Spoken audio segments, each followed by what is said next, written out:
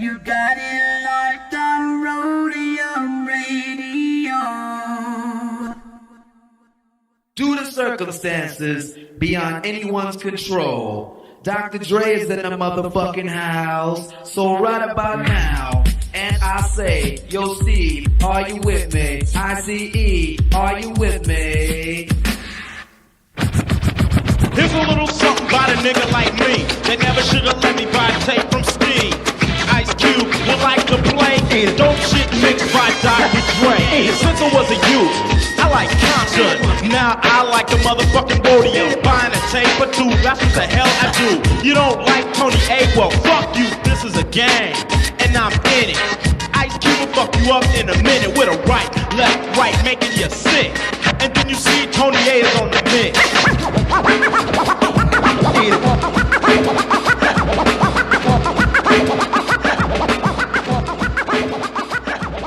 Tony A! Tony A! When you're ready, go.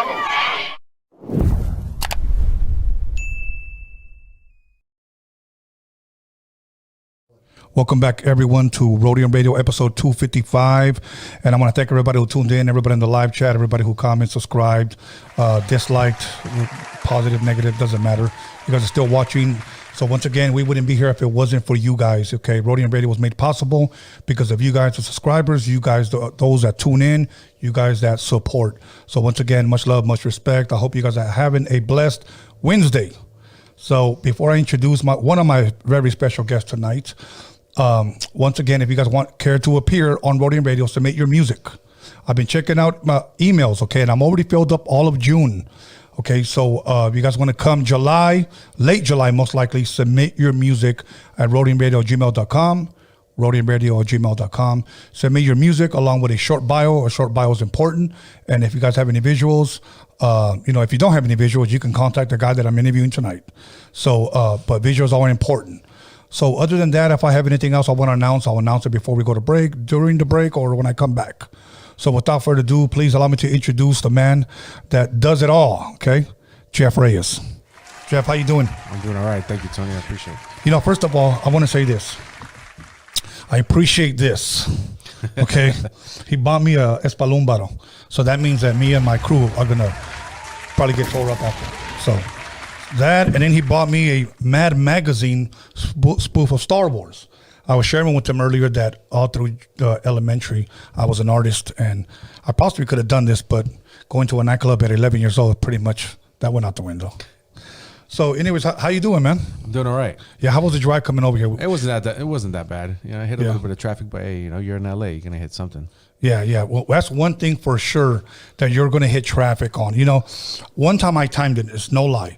From where I live, I want to get on the 110 freeway, hitting all the way downtown. It literally took me 15 minutes on the night where there was no traffic. One night. And those are scarce, okay? But if there's traffic, it's going to be almost an hour. Yeah. And it fucking sucks. Yeah. So, by the way, you can cuss, you can say whatever you want. So, anyways, other than that, man, you know what? Let's break the ice a little bit. You a big sports guy? A little bit. Not too much. Football. I just recently got into soccer just because my son got into a league, so we've been trying to catch up and watch. Okay, who's your football team? Green Bay. Okay. But since the Chargers came back to LA, I've been following them. Okay, two of the greatest quarterbacks ever from Green Bay. Mm-hmm. Just in general, Brett Favre. Yep. And Esther Rodgers. Yep. Maybe I shouldn't say this. Hate because I say Green Bay. No. I'm not going to hate because I recognize talent, and I think those are good teams. But I will say this: would you agree with me if I say I think Rodgers was better than Brett Favre? That's a tough one. That is a tough one. I mean, Brett Favre's a shit. So right. Okay, now, but can't take away his credit. Right. Here's what somebody said, and I want you to look at it this way: 15 years. They both played for 30 years. The greatest quarterbacks ever, some of the greatest quarterbacks ever, and they're going into the Hall of Fame. I think Brett Favre was already in it, if I'm correct. Yeah. But they only got 2 Super Bowls. That's a tough one. Tough, yeah. That's a tough one. Yeah. So, okay. Now, I asked because I love basketball. I'm a big-time Laker fan, okay? But I'm pulling for Golden State tomorrow, game 1. against Boston. If you had a bet, who do you got your money on? Man, I mean, I'm gonna go for the home team. I mean, of Okay. course. Okay. Do you watch? Are you into the basketball finals? You know what's going on right now? No. Okay. Talk to me about like the Oscars and the Okay. Grammys and all like that. I can tell you in and outs about that, but Okay. not too much about sports. Now, let me ask you this for the people to kind of get a picture before we could dig deeper into your history, into what you do. Who is Jeff Reyes? Like fill us in so that people can get to know exactly what it is that you do. Well, Jeff Reyes is a filmmaker first and foremost. I got into the industry very young, at a very young age. My godfather was a big gun guy, and he mentored me from the age of 13. Brought me onto sets, and I grew up working with him. I interned with him. You know, it's just little chavalito working with him. Yeah. And he trained me to how to basically be a weapons safety instructor or a prop master eventually. They're working on sets. So, and when anybody doesn't know what a prop master is anything that an actor touches is considered a prop. So guns are a prop, Yes. right? So sometimes you use fake guns, sometimes you use real guns. And when you use real guns, we're in charge of making sure that nobody gets hurt, nobody gets shot, that the weapons are clean, that the weapons are not malfunctioning, Right. and of course that the actor knows what he's doing so he doesn't shoot his face or hurt anybody else. Right. So they had, So a lot of things you said stood out to me, but like let's just say somebody from the audience says, "Wow, they use actual real guns on sets." So you're confirming that they do. Yeah, they use real weapons. On set. Okay, Yeah. okay. I just trip out because, like, for an example, the first thing that came to my mind, remember the movie The Crow with Brandon Lee, Yeah, and they used obviously a real gun, yeah.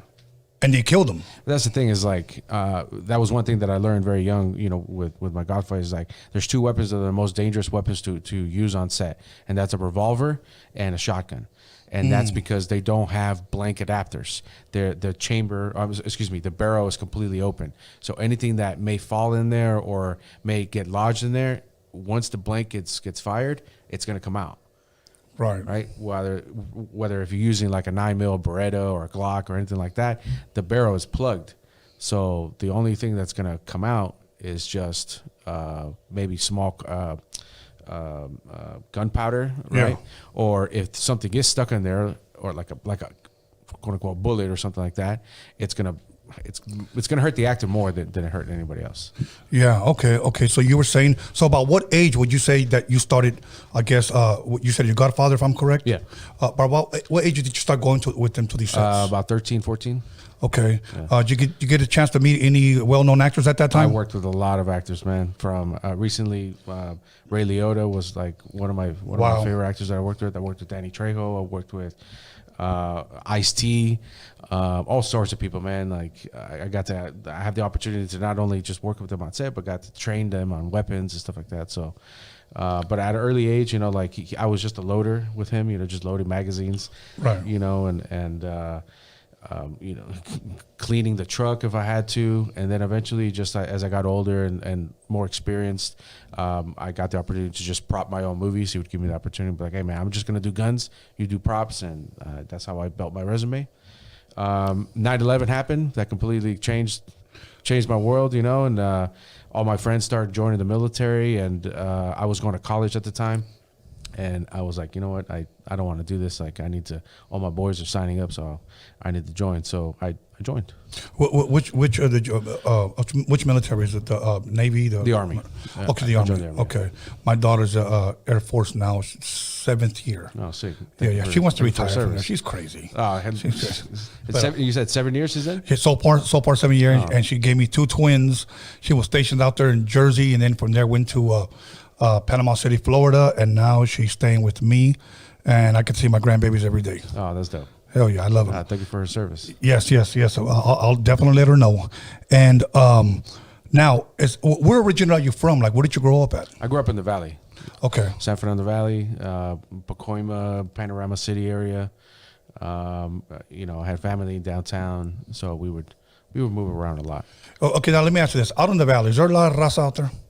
Yeah, hell yeah. Okay, yeah, Well, right? I mean, it depends on what part of the valley you're at. Right. Because if you're on the east side of the 405, that's where all the Raza's at. If you go on the west side of the 405, that's where it starts to change a little bit. Okay, because growing up, okay, I'm 54 years old, okay? Yeah. So growing up, when we hear the valley, we always think white people, Yeah, for sure. you know, and with an accent. Yeah. Okay, so do they still exist out there? Yeah, well, I mean, we're taking over, but Oh, okay. yeah. No, okay, the first time I ever heard of the valley, I believe it was Karate Kid. He had just moved from Jersey and went to Reseda. Yep.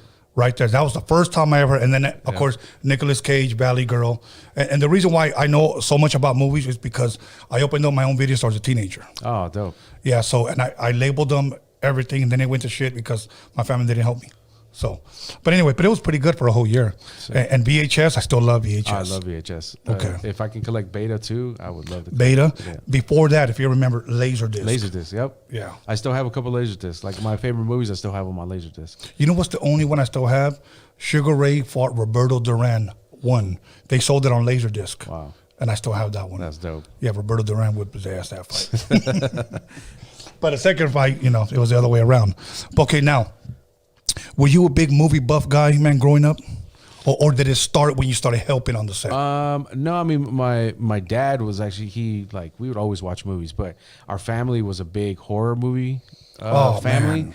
So and it just became a thing, like especially when like Friday the 13th started coming out. Right. Like every time it would come out, I remember my grandma rest in peace to her, but she would do like a body count on oh, there it goes, that's 2 kills, that's 3 kills. Yeah. So like when those movies, it just became like a little thing, like with the family that we would do, we would just watch those movies. So it just became a horror thing. You're more of a Michael Myers or a Jason? Jason.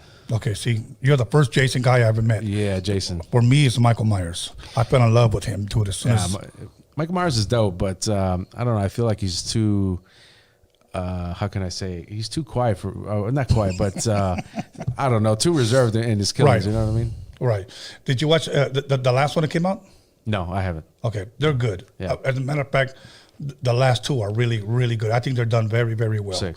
I pay attention to a lot of, and I'm glad I don't get to talk to a lot of movie guys, bro. Yeah. You know. The last Halloween I watched was the Rob Zombie one. Okay, he did 2 of them. Yeah. The first one I liked. The second one, he's over here with a fucking unicorn and come on, bro. Yeah. You know, he was probably on a sick one. So, but now the reason why I bring this up, and I was glad that I had you on here because I get to talk film. I grew up with a father that when I was 1 year old, he was one of the first guys that had a camcorder, at least that I knew of, and I still have that footage. Oh, yeah, and it's all those tin can reels. Yeah, we actually took them to Costco like years ago, and he put it on a VHS, and then I got that transferred over to a DVD. So I have my whole family as little kids, That's sick. and myself, But my dad had a projector, so that's what I'm looking to buy is a projector, and in the garage he used to put up una sábana, a sheet, and then he used to play the projector like onto the garage, and we used to watch movies there, mostly black and white movies, whether it was Abbott and Costello, whether it was Bob Hope, it was just movies like that. Yeah. So he educated me in a lot of film, and one thing he always told me when we started watching color, I used to always say, wow, I like the way that looks, and he said, lighting is everything. Are you familiar with that TV show? It was on several years ago, but it was like kind of like a horror slash, I guess, series. It was called Grimm. Yeah. I'm a huge fan of Grimm. That's dope. Huge fan. And the lighting in there is amazing, bro. So I can't wait to see your stuff, man, because I want to see your lighting, bro. Sick. So, okay, so you growing up, you were you said 13, 14 years old when you started doing a lot of these, which are Godfather. Yeah, the movies. The movies. Yeah. So you go now to the Army. Yeah. How many years you did? Your 4? Or? I did 4. Okay. Got out, and then I came back and got back into the movie stuff. My Godfather. I was a union prop master before I left. Okay. And he hated me for it. He was like, man, I finally got you in the union, and then you decided to go, And he was a Navy man too, but come back. And he was like, well, I don't got a job. I don't know what to do. He's like, just come back into the business and help me right back into the union. That was the last time that I worked with. I worked on a movie called La Linea. with Ray Liotta, Danny Trejo, Kevin Gage. There was a whole Eastside Morales. Or on what year was that? 2012, I think. Okay. That's when it was. We shot it in TJ. Really? We're La working- Linea. La Linea. It's a badass movie. I'm gonna have to check that out. Yeah, it's a badass movie. The director James Cotton. Okay.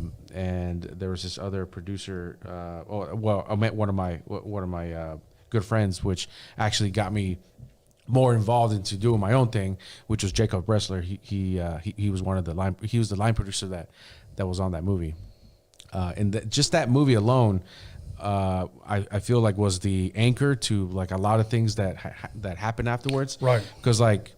I worked on other movies. Like I worked on World War Z. I worked on Battle of LA right after that. World War Z with Brad Pitt. That was another fucking bad movie. Yeah, that was a badass movie. Oh, that shit is dope, man. Yeah, but I got tired of doing that monotonous job, like just working with guns and like I felt no growth. So I just decided that I was like, you know what? Let me go to film school. Let me figure this out. Let me try to do something different. I didn't really want to do the typical job like everybody wanted me to become a cop or just just stick with the grunt life, right? Coming out of the military, and I really didn't want to do that. So I already had some experience with cameras and photography, so I was like, let me go in that direction. Like I already know the business, right? The how to work on crews. Let me figure out something else that I enjoy or that I might be more familiar with, which was cameras or directing. Yes. And I went in that direction. At the time, I started working with Operación Repo. I was producing a film with them, and I met a good friend of mine, Chino Grande and Midget Loco. Okay. They were actually casted in the movie to be some cholos, Yeah. And threw it out. They were like, "Hey man, we need some music videos done, and you want to shoot it for us?" I was like, "Fuck it, yeah." So that was the beginning of that was my first. Dolly Girl too. Okay. Dolly Girl, Midget, and Chino Grande. Those were my first. Music videos that I just got. It just started from there. And about how old were you at this time now? 22, 23. No, I'm sorry. It's like 25, 26. Okay. And what type of camera were you using at that time? 7D. Okay. Yeah. And so you did all your own editing and everything? I did everything. What did you use? Like a Final Cut? I was using Final Cut, and then eventually I jumped into Premiere, and then I hated Premiere, and I just went back to Final Cut. Is that what you still use today? I hate Final Cut now. Why? It looks too much like iMovie to me. Okay. It's crazy too, because like I loved Final Cut, and I hated Premiere at the time, because they were just competing, until like I was using Final Cut 7 for like a long time. Even after they start, I would like have to do like a hack on my computer to make sure that it worked. But then Premiere it just worked better. Yeah. It interfaced with all the other programs that I was using. So, and what was the feedback that you were getting from the videos that you were shooting? Everybody wanted one. I think like I brought something new and fresh to the Chicano world that I was I was doing like the narrative type stuff, the cinematic type stuff. I was giving more of a story to the artist and their music. So right. No, I think that's a good thing because, like you said, you brought something different to the table because you came from the whole movie industry, and now you're doing it, and if you will, with music videos.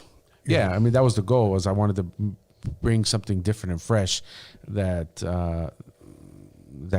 people can relate and watch it. Like, right. Who doesn't like watching a movie? So if you like listening to the music, listen to the music, but at least enjoy watching the video too. Right. You had mentioned Ray Liotta, and we have paid our respects to him not too long ago on one of our other episodes. But I will say, Ray, rest in peace, because I do think that he was, at least in my opinion, not only a great actor but very underrated actor. I still believe that he should have been bigger than what he was. For sure. Well, one of your favorite movies, I could probably guess it, but Ray Liotta movies. I mean, of course, Goodfellas. Yeah. But he probably delivered the best line out of that whole movie. For sure. In the very beginning. So. Yeah. But I think like one of my favorite movies from him was Killing Them Softly. I haven't seen that one. Oh man, that's a gorgeous movie. And Killing Him Softly. Killing Him Softly. You know which one? I thought he was pretty good, and he makes you like. If a actor could make you hate them, he did a fucking great job. Yeah. Okay. You ever see that movie with Kurt Russell, Unlawful Entry? No, I haven't. Oh, he's a cop. Okay, he's a cop, and he's obsessed with Homeboy's wife, Kurt Russell's wife. So somehow he's always inside the house. Unlawful Entry. I'm gonna have to watch that one. All right. This guy, Kurt Russell, I guess, is making love to his wife, and all of a sudden you see the light come on, and the fucking cop's in his house, in his room. He was like, what the fuck? He goes, oh, I got a call that somebody was trying to break in, so I just wanted to make sure everything was okay. So he plays like kind of like a crazy cop. Wow, bro. that's creepy. Yeah, it is, bro. It is. And then like, it's so crazy because he's in a cop car and he's boning this hooker. Okay? And then he's done with her and he just opens the door and just throws her out, takes off. Jeez. So, yeah. But like... Unlawful Entry. I'm going to have to watch that. It's a great movie, bro. I liked it. Since you mentioned TJ, I think this movie was filmed in TJ. You ever see Mel Gibson Get the Gringo? Yeah. That's a dope-ass movie, That's a bro. dope-ass movie, yeah. Now, you think that was filmed in TJ? I think it was shot in parts of Mexico, but I can't say. I mean, maybe. You never know these days, man. You can go anywhere, Yeah. and they'll say that, yeah, we shot it there. You know, it's funny, man. I'll tell you a real quick story. During the break, I'll text you a documentary that I directed. And this is how it happened. My former manager who gave me my first job, who pretty much was like, other than possibly my mother and my father, he was probably the closest person to me. When he passed away, I set out to do a documentary to honor him so that his name will live on forever, because he was a huge contributor to West Coast hip hop. I do believe that what he did is a cornerstone or a pillar for West Coast hip hop. Okay. And him not being black, not being Chicano, I went the extra mile so that he would not be forgotten, because him being Japanese. Okay. So one day I just got on Instagram. I was new. I was off the grid for almost 15 years. No social media, no nothing. I just got a job. I said, fuck the music. I just got a job. I was just picking up trash for a nickel over $30. Okay. I was a Teamster, Local 572, worked in the city of Compton. So when I found that he passed, I just said, you know what? I'm going to make a documentary. I got on Instagram. I got on Facebook, and I didn't know how to use Instagram, but somebody sent me a video. And I was like, I don't know who the hell this guy is. So I asked him, why did you send me that? It was a music video. I liked it. And he said, oh, because I'm a fan of yours. And I'm thinking to myself, how the hell does he know me? I only have maybe like 20 people following me, you know? And he said, oh, I know what you did with the Roadium, with the whole Dr. Dre, and back in the days with High C. And I was like, oh, shit. So then se me prendió el foco. I said, hold on. I wrote him back. He said, hey, man, you want to meet for breakfast tomorrow? I said, all right. I'll be honest, I don't even know what kind of Sony camera he had, but I know he had a Canon. He had a Canon. And I said, you want to film a documentary? And he goes, who's going to film it? I go, well, you got a camera, right? And he said, yeah. And he goes, okay, but you're going to have to get an editor. And I said, all right, don't worry about it. So then I never wrote anything out, bro. Everything was right here. A 45-minute documentary turned to 3 hours. Sheesh. So we joined the film festival. We crunched it down to 1 hour, the film festival version. That's the one that's up on YouTube. And we were supposed to go to that one, South by West or South. South by Southwest. Yes. Yeah. In Texas, COVID hit. The biggest cock blocker. Damn. Okay. So we didn't go anywhere, so we just released it. Okay. I interviewed a guy here named Rashidi Harper, who is the executive producer and the producer and director of Hip Hop Uncovered. He is like a docuseries. He just recently released it, probably last year. He watched my documentary and he couldn't believe on how good it was. So I just want your opinion on it when you see it. Yeah, I would love to watch it. Because I'm filming another documentary right now, and my ultimate goal is to do a horror movie. Sick. So I want to do a horror movie in the 80s. Okay. Yeah, so that's what 80s is the best era. Yeah. So anyways, bro, I talked too damn much. Let's continue. No, I love it. Okay. So let's continue. So you start doing Chicano rap videos. What comes next? From there, it just, from there, I just like, I got into more directing. I started to, I did my own short film, which Midget and Chino and all of them. Well, actually, Chino had gotten locked up, so okay. I got Midget in, and it just inspired from there. I just started creating my own content, shooting my own films. Okay. Just to explore what else I wanted to do. Directing is not my thing. I hate it. Really? I don't like directing. Yeah. So fast forward to a few years after that, I started producing my own stuff. Nobody was giving me a chance to. I'm like, who the fuck are you? You know? Right. But that gave me the drive to be like, you know what? Like, if you don't want to, I can't get any work, so I'm gonna find work. I'm gonna make my own work. So I started producing my own stuff and finding my own money to produce for music videos for artists. So one of the biggest ones that I did was with The Game, Nipsey Hussle, and Ty Dolla. Okay. I was supposed to do a video for them with Kendrick Lamar, Tank, and The Game. But we can never get Tank to come out to the video. Like, his schedule was always like, we couldn't get them all three at the same time. Right. Kendrick was like, his team was super dope. They were like, yeah, whatever you guys need, we got you. The treatment is dope. Well, it just ended up falling through, right? So I never got the money. But I was like, look, I still want to do a video with The Game. Like, who doesn't want to do the video with The Game? You know, especially with me, I'm new.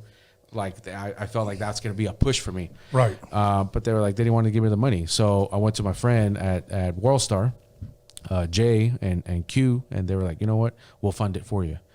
And I got the money. I told them, I was like, hey, man, I got the money. Let me produce it and just come out and do the video for me. And I did the video for them.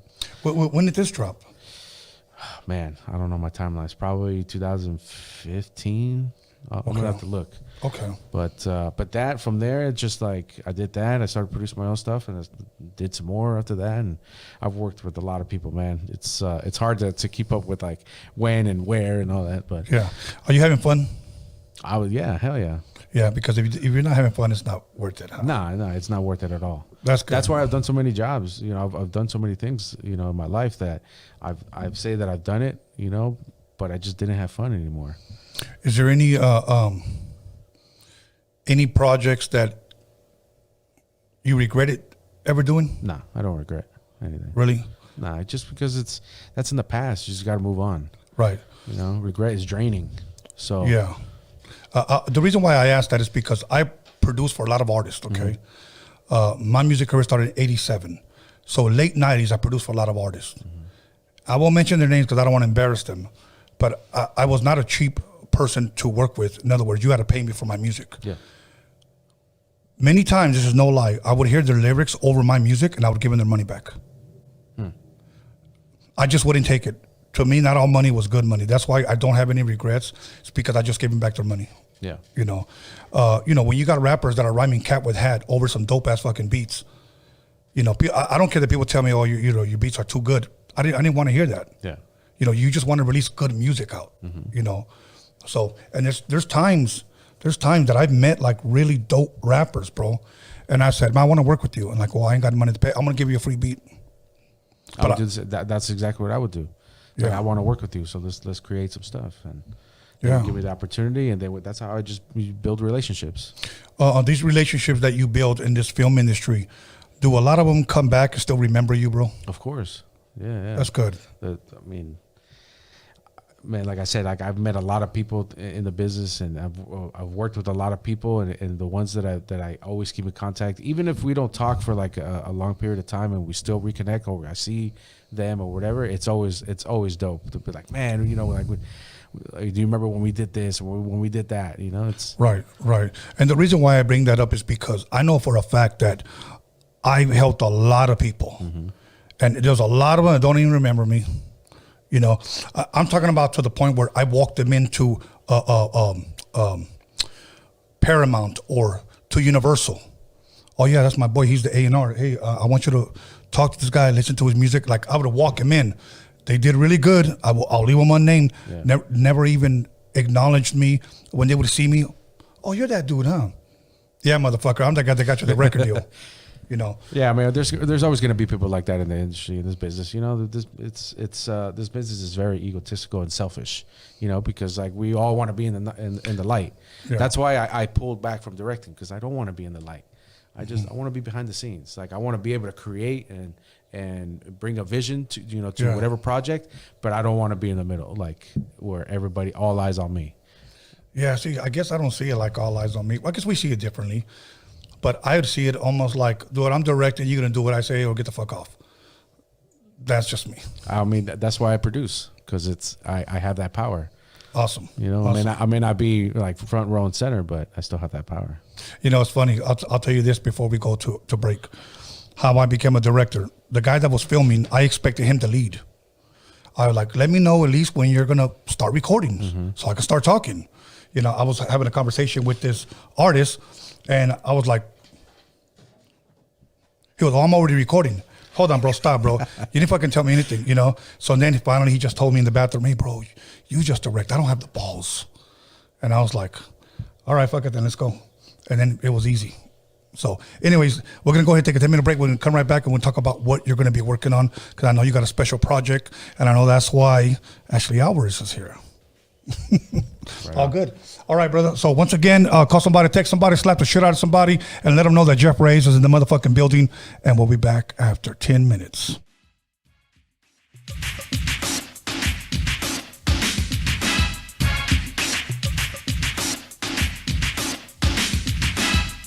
You'll call somebody, text somebody, slap the shit out of somebody.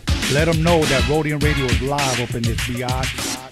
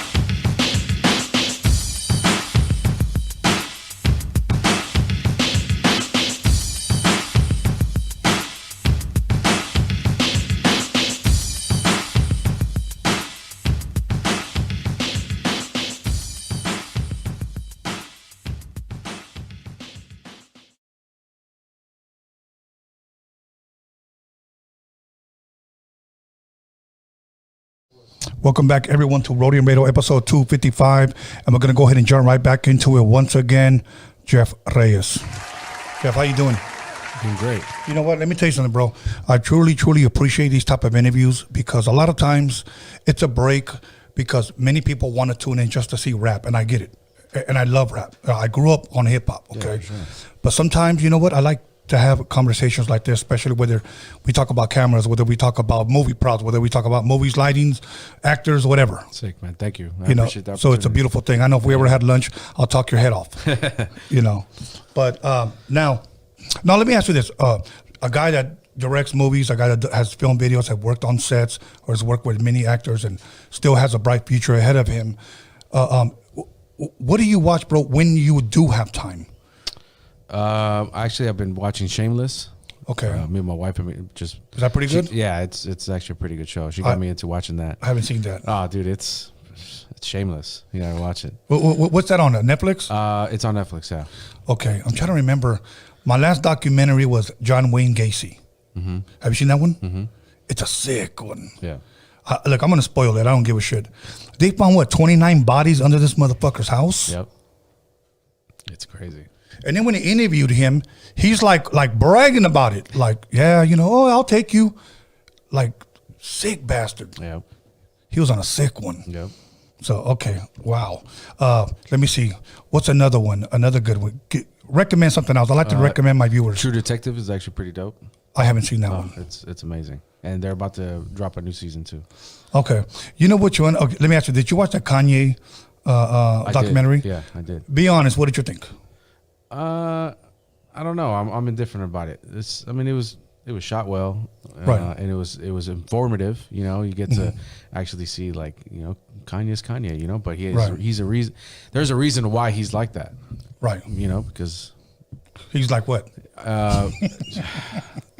I don't even know how to. I don't even know how to describe it. Like, I feel like he's jaded and he's hurt by a lot of things. You know, that's happened throughout his career, and right. now he's up there where he's just like, I don't give a fuck. I'm gonna do whatever I gotta do. Yeah, he comes off crazy though, huh? Yeah. But what is crazy? Crazy is something you don't understand, right? Well, it's because we here in America, we interpret words differently every year. Yeah. You know, one day it'll be dope. Today it's lit. Einstein was crazy. That's what they say. Quote unquote, right? I would have let that talk to that guy. For sure, yeah. Yeah. Okay. If you could sit down between any director, between Steven Spielberg and George Lucas for lunch, who would you sit with? Robert Zemeckis. Oh shit. Okay.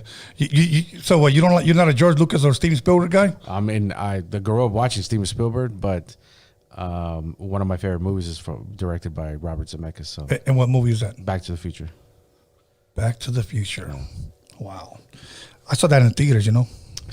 I'm jealous. I saw part 2 in theaters, which I still love. Part 2, part 3. Look, I like it because I'm a big, you know, Back to the Future guy. For sure.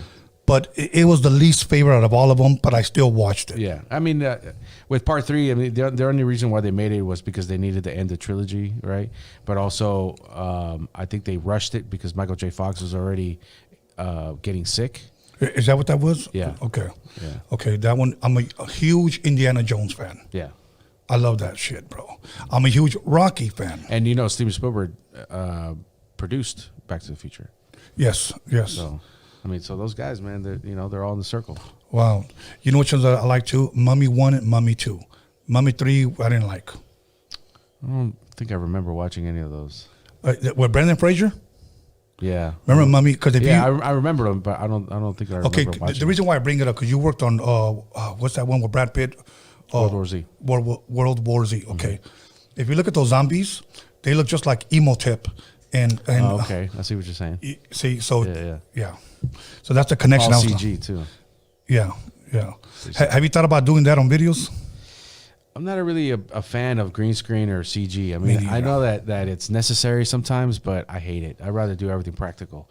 Right. I worked on what I like to say is my claim to fame, which was the most popular movie that I worked on was Saw. You know, Saw? We did all the gore, all the blood, all the guns, all that stuff. Anything that had to do with props, right? We did. Right.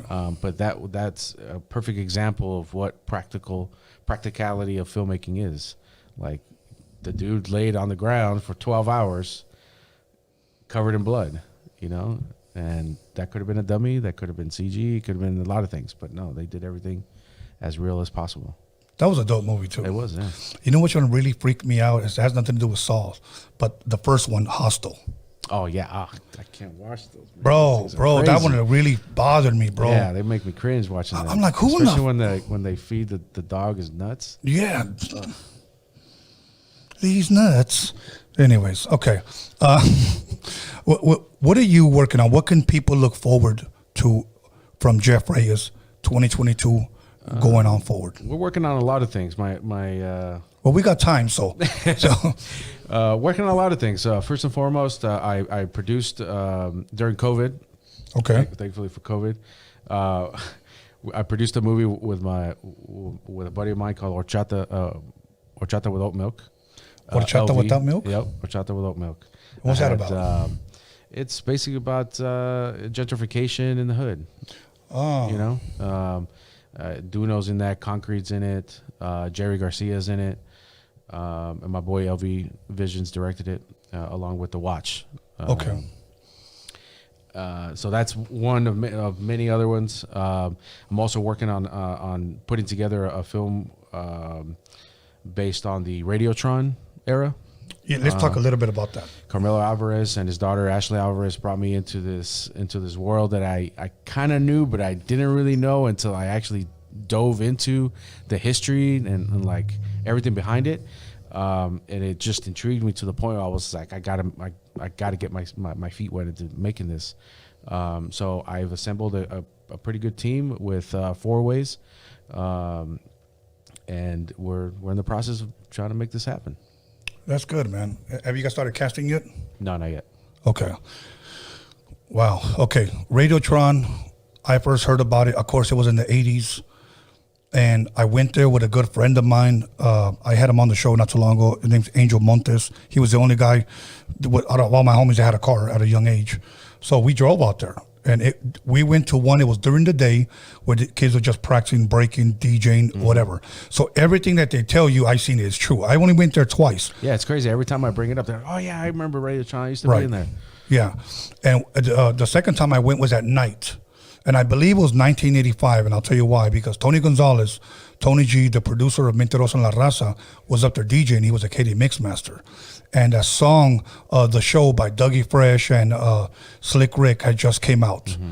And that's the first time you hear that Inspector Gadget theme over some hip-hop music. And they were playing it there, and I was just fucking blown away, bro. You know, I mean, I got in trouble because I wasn't supposed to go out, but because I coming from a very strict Mexican family, but it was well worth it, bro. So I got to experience that. Now, I don't want to put on too much pressure, but you got to do that movie justice. I know. And the reason why I know is because that is a huge, huge cornerstone, just not only for LA, but for West Coast hip hop and possibly hip hop everywhere. Because New York, you have, of course, B Street, of course, that's a movie. And then they also had Style Wars, and then they had Wild Style. So they had several documentaries. We had one here years ago. I believe it came out in 1983, and I believe it predates their documentaries from New York, and it was called Breaking and Entering. I don't know if you ever remember watching it, Ashley, because I think they show clips. They might show clips of Radiotron, but it was more when it was called Radio with, I'm sorry, what was that? Radio Club with Ice-T, Krista Glove, and Egyptian Lover. And you can actually research it. They have it on YouTube. You can check it out. They will have like clips of it on there. So that's why I said because it's got to be a great movie. It's going to be done well. Well, I mean, God willing. Yeah. Well, if you need an extra director, I got you. But anyways, yeah, man, I'm looking forward to it, bro. I'm really looking forward to it. Like I said, I had Carmelo here. I had his daughter here. Actually, Carmelo just came last time just to drink with us, huh? Yeah. But other than that, when do you guys schedule to start filming this Radiotron movie? And do you guys have a title for it, or is it just self-titled? It's self-titled right now, and I'd rather not say when we're going to start filming or anything like that, just because I don't want to put it out there. Okay. You know what? Since you worked on movie sets, I guess growing up, generally, how long does it take to film a movie? Some people have said a month to a month and a half. Some people say 3 weeks to a month. I mean, it really depends on the budget. You know, Okay. like, for example, I always use Saw as an example because that movie was low budget. Okay. Right? They shot it for $180,000. Wow. Right? And they shot for 18 days. Some movies get shot in 10 days. You know, it really depends on how much money they got to spend. Now, if you're working on a multi-million-dollar movie, Right. they can be shooting for 6 months. On La Linea, the movie that I was telling you about, we worked on that for 4 months, and then we did another month in L.A. for pickup shots. So it's just, it really depends on how much money they want to spend, or there's this other, I forgot the name of it, but it took them 7 years to film it. The hell? You know, so it's just, again, it all depends Yeah. on what the story's about and why it's going to take so long to film it, or what's the reason to do it that way. Did you ever watch, I don't know if you're a Rocky fan. Yeah. I follow Sylvester Stallone on Instagram because I'm a huge Rocky guy. Yeah, he's, You know, First Blood, Expendables. But I saw something, it was just a short clip that he had posted up where he said that it took him, I believe a month to film Rocky 1. And the budget was so low that they didn't even have like water or like to take like food breaks for their cast. Said maybe every once in a while somebody had money and then they would do a pizza run. And they would just have like a slice of pizza in between breaks. And that's commitment right there. yeah. And I saw some of the things that they were using, like to film. You know, today you can actually literally, I don't know what they're called technically, but a camera on a car on the hood, and you're filming them as they're driving. Yeah. Okay. They had a guy laying on the hood holding the camera like this while they're going real slow through the street, and I'm like, fuck. It's funny because we did a little bit of filming like that on my documentary. Yeah, I mean, you have to. By all means, you have to do whatever it takes to get the shot. Right. But now, like, we have technical advances that you can do crazy stuff, you know? Yeah. But it's if you can afford it, right? Yeah. Do you still shoot a lot of videos, like for rappers or R&B artists or for whoever? Yeah. So my profession is a DP. I'm a director of photography. So, like I said, I stepped away from the directing thing. And that's the reason why I got into more. Like, I want to be able to be on the set and work. So I just opted to work with different directors to help them fulfill their vision, right? So from time to time, I still get hired to shoot. Okay. But okay. We've been doing a lot of music video, a lot of commercials, from commercials to short films to whatever it is, you know. If you need a cameraman, I'm there. Do you take on any project? Like, are there some that you won't take? I mean, if the project's right and if I'm available, I'm down. There's a couple of things that I don't do that I'd rather not do. Music videos is one, you know, just because I feel like I've kind of outgrown that, and it's easy for somebody just to hire a videographer these days and to come out for $200 and go shoot a video. I wouldn't even call those guys videographers, bro. Come on. I mean, they just got a camera. Yeah, I mean, but that's the thing is like there's many levels to it, and not that I'm knocking any of them or their profession. It's just you can shoot a video on your phone, and it's gonna look as crispy as dope, as my boy that's running my show right there with the blue shirt. He shoots videos on his phone and edits them on his phone and releases them from his phone. Yeah. and that works for a lot of people because people are just hungry for the content, right? Right. But for us, for my company, we do more than that. We, from conception all the way to post, we want to be able to give you the vision of that, and not just, or give you a story or give you whatever you want without just showing them like, all right, man, let's just shoot. And in front of a car or in front of a wall or something like that. There's no substance to that for me. You know, so if I'm gonna be involved in just shooting something, there has to be some substance, there has to be some story, and of course there has to be a budget. Got to feed the fam. Yeah. How much would you charge? Say there's somebody watching right now and says, you know what, dude, I want to do 30 to 40 minute documentary of me. Okay. And he pitches an idea to you. And he says, I got pictures, I got footage. I want to narrate it. You could shoot me. You know, I got all the locations and everything. And say you're interested. What would you charge for something like that?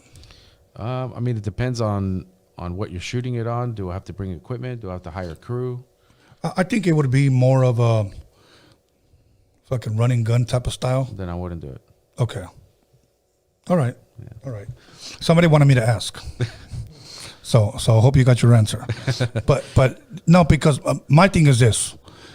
When I did my documentary, I'm going to be 100. I texted to you. I want your honest opinion. Yeah. If it's trash, Tony, don't ever talk to me again. Okay, cool. But nothing, I received nothing but praise, okay? And I didn't know what the hell I was doing. But I knew what I wanted to see. Yeah, I mean, you don't gotta know what you're doing to be a good filmmaker. You know, it's about emotions and bringing the emotion out in whatever you're filming, right? Or whatever you're trying to convey or have people watch. And the only reason why I say like I wouldn't do it is because at the same time it's like, where is the substance behind it, right? That you like where I don't even know how to like say it without being facetious. Just say it. It's there's many other people that are willing to do that need the opportunity, right? Or that want to get that opportunity to film something like that. I feel like if somebody was like, oh, let's go shoot something that's run and gun, why? Why not just plan it out and do it right so that you can come out with something with more quality, right? Because it's about quality, not quantity. And you do your own editing, correct? I don't edit myself. No, I don't edit no more. I hire people because the pie is big enough where I can feed everybody. Right. Now, would you have a problem, say that I would say, hey, I want to hire you to do something for me, and we write it out. You like it. You accept it. I have the budget for it. Yeah. But when we sit down and edit it, bro, I need to be there. Yeah, you can do that. Okay. Yeah. Okay. And these days you can do it remotely. Okay. It's crazy. Like during COVID, I got a chance to produce over Zoom, to supervise over Zoom, to color grade remotely. And there's so many technical tools these days that it's just endless to the things and possibilities that you can do with filmmaking. Because when we finished ours, we sat in this room for almost a whole year. Editing on Final Cut, and I was sitting right next to my boy. He didn't know how to edit. He knew, I want this piece here, I want this piece here, I want this piece here, I want this picture to come in. So then he started teaching me what an overlay was. Mm-hmm. He started teaching me what a transition was. So then I'm like, okay, I want this here. So it moved a little bit faster. Yeah. So everything you see, to be quite honest with you, I pretty much edited it. I just told the guy to do it. He was just a guy with the mouse. Yeah, and that's how I learned editing myself. Was I used to watch my boy edit, which ironically I met him on La Linea.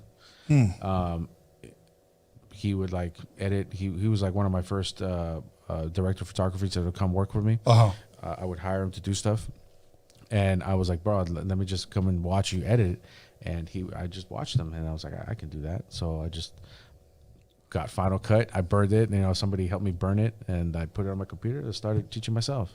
That's good, man. You know what? I'm glad you're doing all these things. Let's bring it up one more time. So this big project you got coming up with Radiotron.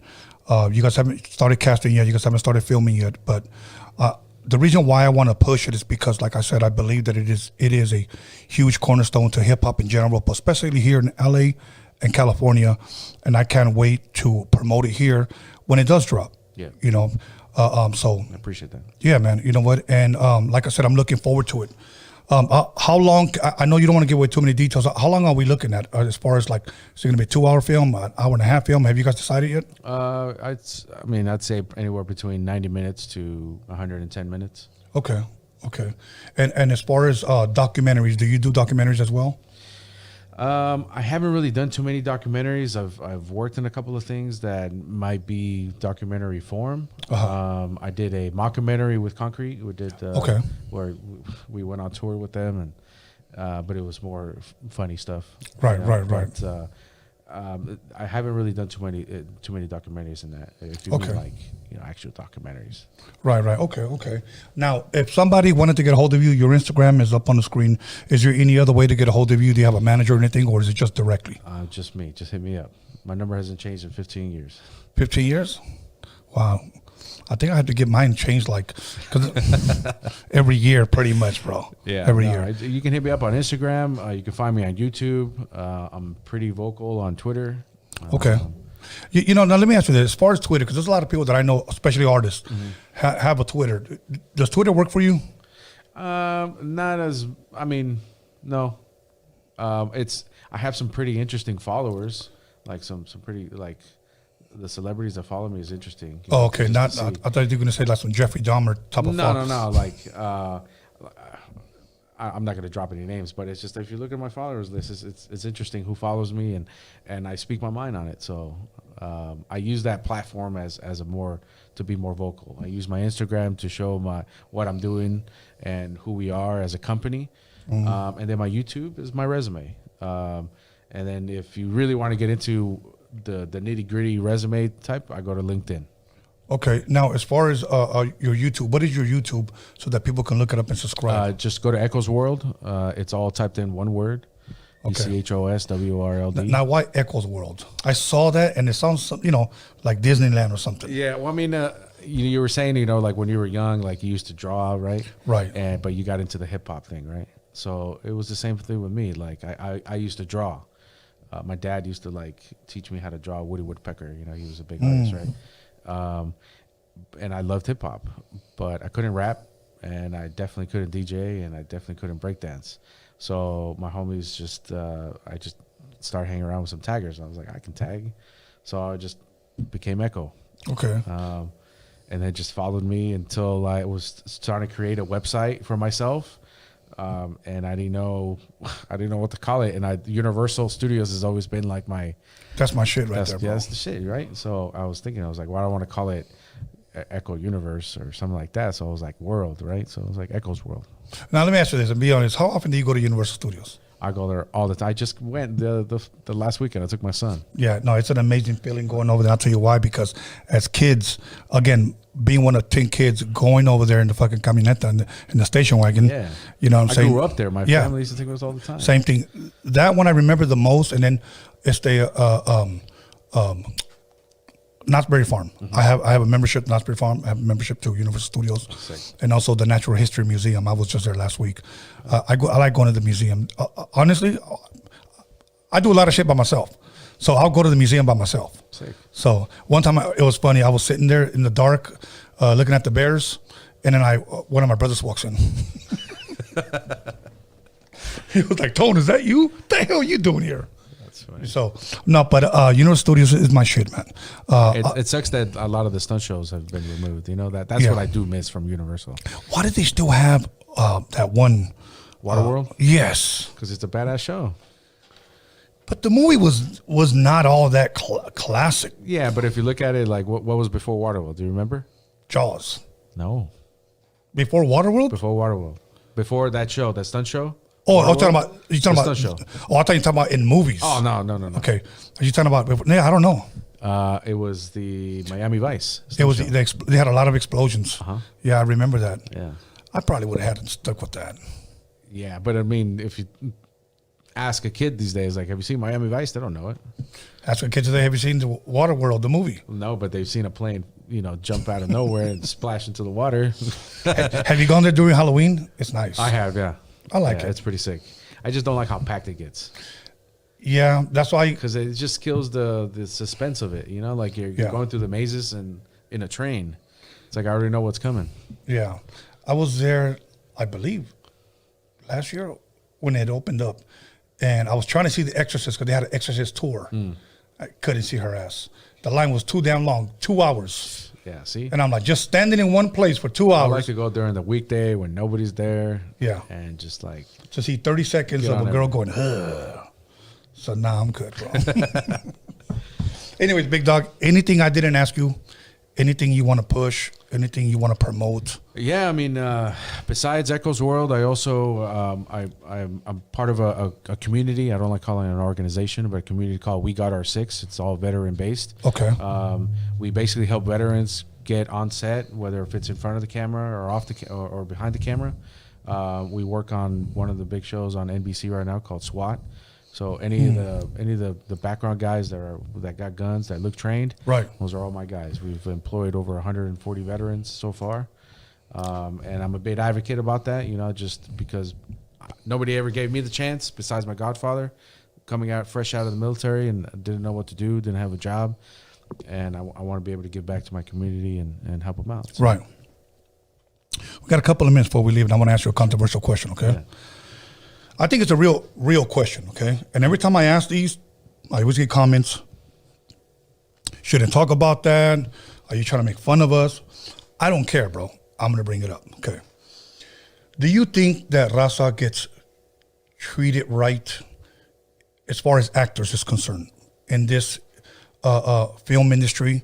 Let me tell you why I asked that question. Mm-hmm. Because the majority of the times that I see Raza on movies, they're playing Cholo 1, Inmate 2, Murder, number 3, and that's all I see. Yeah, I mean, it can be a touchy subject, right? Because nobody wants to insult their culture. Of course. But that's why that's one of the biggest reasons why we started We Got Our Six, because not every Latino is a Cholo, and nothing against that culture. Like I grew up with that culture. I worked with the culture, right? Right. They gave me the opportunity to start my career, so I'm very thankful to the culture, right? But not all of us are Cholos. Some of us are, we and the thing is, it's crazy. Like gang life and military life, it all falls the same, right? Jail life and military deployment life. It's all falls. It's all parallel, right? But I feel like Hollywood uses us because that's all they know. That's all they see us. Right. But it's going to change, and it's slowly changing as you see more and more. And I hope it does, And whoever's playing those roles, bro, because I got friends that play those roles, and more power to them if they're winning. Capitalize on shit. Okay, yeah, do it. But I see that, and I'm like, bro, we're more than just that. Of course, yeah. So that's why I speak up, because I say we're more than just that. I mean, our background is our background, and we're gonna, whoever you are, and you're gonna act or be in whatever role you're gonna get hired for. But if you get offered to do something else, go ahead and do it. I'll give you a couple of more examples, okay? Real quick. I interviewed Noel G here twice, okay? And, I asked him the Hector question. Why isn't every movie pretty much Hector? Okay? I'm sure you probably looked at the first script. Okay, Hector. The second script. Damn, Hector again. Third script. Fuck, Hector. Fourth script. No, mama's way, Hector. Okay, after a while, and he goes, yeah, I kind of saw it like that. He said, but in Hollywood, you're given two names, Carlos or Hector. Now, here's the touchy part. Imagine Hollywood telling black people, you could two names, bro. Tyrone or Howard. It'd be different, yeah. It'd be different. Yeah. But why is it okay for us? I feel like because us Latinos, we're not vocal. We've always been taught to just take it in the chin and carry on, Turn the other cheek. And just keep pushing, right? Right. But I feel like we need to be a little bit more prideful in the things that we do, right? And be have pride in our culture and who we are and where we came from, right? But at the same time, defend all of us together, right? We're not singular, right? Like I think that's one thing that we have in our race or who we are as people is that we tend to hate each other, whether if it's Mexicans hating Salvadorians or whatever it is, right? And that all comes from fucking history, right? Being in wars and doing all the crazy shit. But I feel like if we just come together and we're just all in unison, work together to be who we need to be as people, right? Yes. Because we are the majority. Yes, absolutely. Right? See, and that's my point. Okay, so once again, I'm very vocal about what I say. Some people may think it's a touchy subject. I like bringing it to light because it's true. Everything's a touchy subject these days. I know. You're walking on eggshells with everyone, bro. You might as well just talk about it, but talk about it respectfully so that we all understand our opinions and understand who we are as people. We're not perfect. Right. That's why I say there's no regrets, right? Because we're human. Right. We have to learn from our mistakes and carry on and move forward and help your man next to you. Yes. For an example, and then I'll let you give your shout outs, but I need to make this point. I want to see Raza in movies, whether they're police officers, judges, whether they're lawyers, doctors, or whatever. I want to see us in those positions. Right. My actor friends, this is what they tell me. This is them telling me. I was Cholo 1, I was Cholo 2. the new one, or not the new one, but the next one was I was on the tax collector. And then now I'm on the Mayans. And I'm like that's it? And we're the majority? Yeah. Well, I mean, I think that people should just take those opportunities, right? I think you should.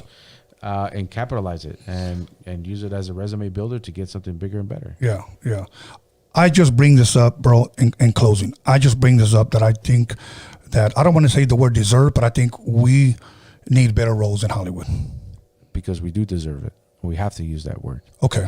Because we do deserve it. We're people too, and we bring something to the table. Why I am Echosworld and why I do what I do, because I bring something to the table to every project that I produce. Why people come to me, still like, what are we doing? Well, let's do it right. Thank you, Jeff Reyes. Any shout outs, bro? Yeah, shout out to everybody, including my homies, LV, The Watch, my producer partner, Oscar, Carmelo Alvarez, Four Ways, my kids that are watching, because they're watching, my wife and all them. Oh, I'm sorry for using harsh language. No, it's okay. Yeah, I promised my son I wasn't going to drop any F-bombs, but okay. I'm sorry. And whoever I forgot, all the team, everybody knows. Ashley, everybody knows that I got mad love for everybody that I've worked. Awesome. Okay, everybody, we're going to come right back. We're going to take a 10-minute break. And let me give a shout out once again to Carmelo Alvarez and Ashley Alvarez and the whole Radiotron crew. And I wish you guys nothing but the best. And we'll be back with our other artists in about 10 minutes. So, Alex, go ahead and take us away.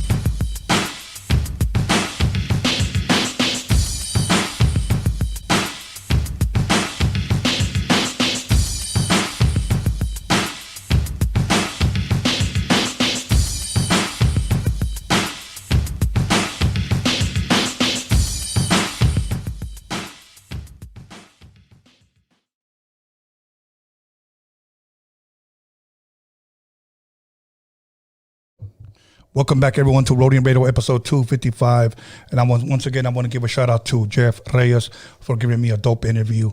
I enjoy every interview I enjoy that I've done, but I like to learn a lot of times, especially when it's from the film industry. So I like to interview photographers and videographers and filmmakers, etc., because that's the kind of stuff that I was raised in actually before rap.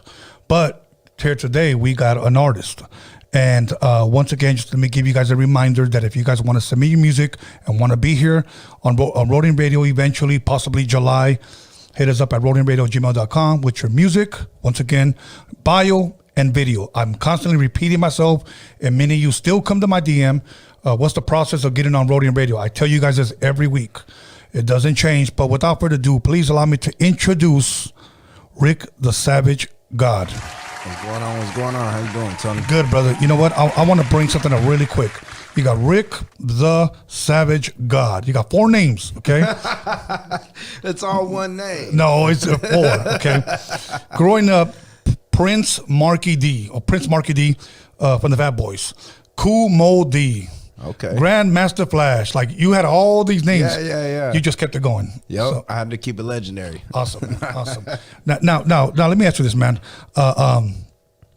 You're already drinking a Modelo. I'm going to start taking shots on the next round. Okay.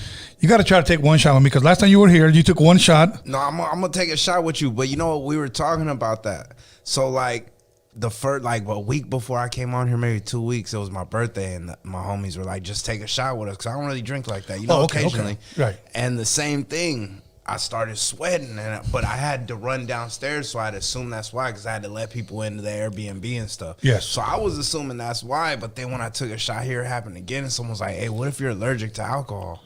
And I was like, but I've drank like my whole life, and I've never. And they were like, but people develop allergies, like gluten allergies. And, very you know true. What I mean, so they were like, mate, you never know. And I was like, damn, I never thought about that. Yeah, you're very true. Or maybe it's just this, and it's just not the beer.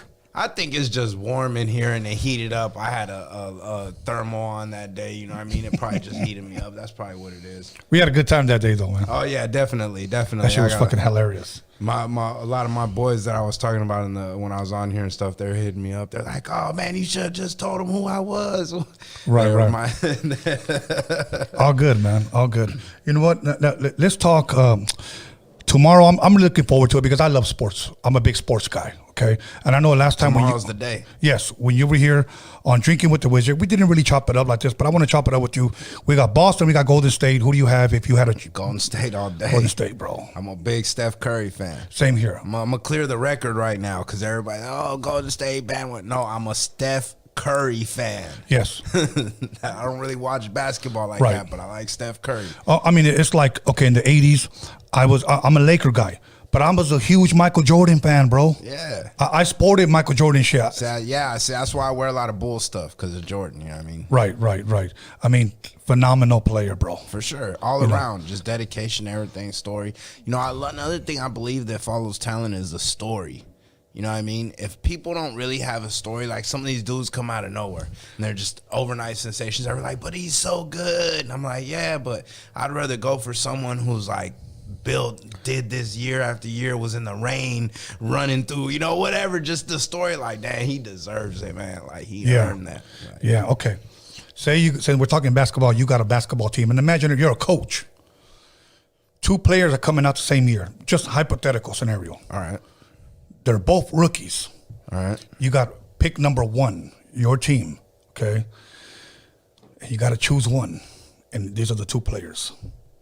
Michael Jordan, Kobe Bryant. Who do you choose? Michael Jordan. No questions. And in all fairness, I believe you will agree with me.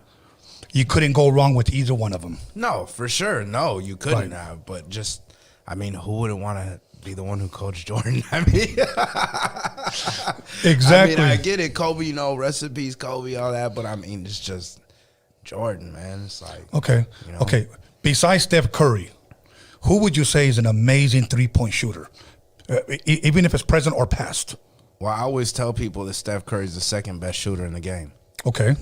Who's the first? Me. All right. No, I'm just kidding.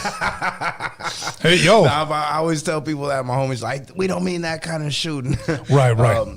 besides Steph Curry, to be honest with you, I'm gonna be real. I don't follow basketball that Okay. well, so I couldn't even really tell you who. Like as far as shooting, someone told me this youngster recently. They said his name. My one of my engineers, shout out Saul. He's a big Philly 76ers fan. So like he was telling me about some kid that's like a real good shooter. But I don't follow basketball like that. Like I said, I'm just a Steph Curry fan, and I'll be honest with people. I'm a Steph Curry fan because he's the most referenced basketball player in rap. Let's just be real. You know, the extension on a gun is, usually 30 rounds. So rappers reference Steph Curry because the 30 on the back of it, you know what I mean? That's really all it is. I really don't. I'm a football guy. Okay. So I'm just going to be real. You know what I mean? Everybody, oh, why? Then they start asking me technical questions. I don't like looking dumb, so I'm just going to but you're being honest. Throw it out there. This is why. All good. You're just being honest. Yeah. Now, as far as football, what's your football team? You just finished saying I'm a big football guy. Cowboys, hands down. I could never switch up. As bad as it is. Can you see that right there? As bad as it is, I can't switch up. That's it right here. That's it right here. Okay, I don't know if you heard. It's ugly. Remember Marion Barber? Yeah, he just passed away. I just saw that when I was pulling up, man. That's crazy. Yeah, bro. That sucks, man. Marion the Barbarian. Yeah, well, I think they said he was 38, if I'm correct. Wow, was he? Yeah, I think they said he was 38. Hey, he wasn't even that old. That's crazy. Exactly, bro. I mean, think about this, bro. 38 years old. And all the experiences that he had and the money that he had playing for America's team. But let's be honest. Do you think he really got to live within 38 years? No, because he spent too much time practice, day in, day out, trying to make it to the dream. Then he had to play during the dream. When did he have the chance to really enjoy? I mean, how many years has he been retired? Yeah, I don't even remember, bro. I mean, about 15, something like that. Maybe something around there. Well, I mean, is that enough time to enjoy your money, though? I mean, yeah. And then with inflation, is your money, if it was, millions back then, is it the same now? It's not like they said, well, today would be this much, let's give them some more. Right. Like if you signed a contract back in the 90s for like 50 million, that was like, oh, shit, dude got 50 million. But nowadays, 50 million is like, what? I made that in half a season. Yeah, exactly. And the reason why I bring up Marion Barber is because I read a quote, I think it was yesterday, that they asked that what's his name? They call him Frank Sinatra. If you had to do it all over again, would you do it again? And he said this, shockingly, if you live the type of life that I lived, once is good enough. Okay, that's what he said. Now, that's a good response. Yeah. Now let me ask you, whether you want to disclose your age or not. But my thing is this: do you think you lived enough? No. I'm 54 years old, and I still say to myself, like, nah, I still got a lot of. You got to remember, I have most of my life in prison, so yeah. I mean, if you would say, would I go and live my life again? I would have to say no. You know what I mean? I wouldn't want to do that shit again. Right. You know what I mean? But have I lived? No. Now, if you gave me that time in prison and, institutions back, I don't think so. I mean, I don't know what I could have done with my life in that amount of time. But, there's so much more I want to do. Travel, see things, Same here, bro. Like, I want to go out to Dubai and go one of them like rooms where it's like all water all around you or whatever. Like the whole thing is just in the live. Ocean. Shit like that. You know what I mean? That's a beautiful thing, man. Yeah, I don't know. There's too much to do left in life. There's too much to do. And I feel too young. Yeah. So I definitely have. Is there a bucket list like country that you want to go to? Like, before I check out, I gotta go here or. Man, I guess I would just have to say Dubai because the life, that you're that paid, like, you know what I mean? You can buy gold bars and vending machines out there, like it's, you know what I mean? Like, yeah. It's like if you got that much money to experience Dubai at that level, then I would have to say you're pretty good off in life. Yeah. Me, I got two places, and I think I'm gonna make up. Yeah, honestly, I will say this. The first place both of them, I should have been there years ago. And every time friends will tell me, let's roll next time. Some comes up. I always procrastinate. Yes. Yeah. Israel and Egypt. Oh, that's dope. Both of those are dope. But I'm hopefully going soon within the next 2 years. I would say Israel over Egypt for some reason. Okay. I don't know why. Just The reason why I say both of them together is because when I go to Israel, I want to just go to Egypt from there. oh, okay, yeah, that makes sense. Because I don't plan on going back. Yeah. No, so- that makes sense. That's cool. Yeah, man. Yeah, but Israel, that's dope. That's some like real like History. like deep though. Both of those spots are like beginning of time type. Well, I think people are going to get mad at what I'm about to say, but I'm going to say it anyways. I think that's where civilization began. Well, I mean, that's a lot of people believe that. Yeah. That's where the original. Some people say came. no. And then they'll argue their country. I'm not trying to debate, homie. That's just me. Anyways. I mean, there's a lot of scientific facts that back that. Yeah. Now, let me ask you this. What's a short name that I can call you so I don't have to say all four of them? You can call me Rick. Or the Savage or God? Nah, everybody says Rick. Rick. Yeah, everybody just says Rick. How come you didn't go with Slick Rick? Because I was given that name. Oh, okay. Yeah, I was given that name by Fredo Santana. That was like my big brother right there, and like the music, you know what I mean? All Awesome. that. He was more of a friend though. We really wasn't focusing on the music, but he was guiding my career. He was about to start helping me when I went to prison, and then he passed away. Sorry to hear that, bro. He Rest used in to peace. tell me like, you the Savage God, like, cause his record label was Savage Squad Records. Dope. So he be like, man, you the real street savage. You the Savage God. That's dope, man. So where originally are you from? Where did you grow up at? Where I grew up at? I grew up in Highland Park, California. Okay. Yeah. Okay. You know what I mean? I was born in Pasadena, Mm-hmm. lived a little bit in Compton, Wise, you know what I mean? Right. Bounced around with my family till they seen I was starting to act a fool. They didn't want me to become a blood. So they was like, we finna send him with his Mexican family because I'm Right. mixed. Right. So they was like, we finna send him with his Mexican family. They sent me over there. I got jumped right in the set over there. I was like, well, this is where I'm gonna be from then. Right. The hood I got jumped into, we got traditional homies too, but it's Right. not so much.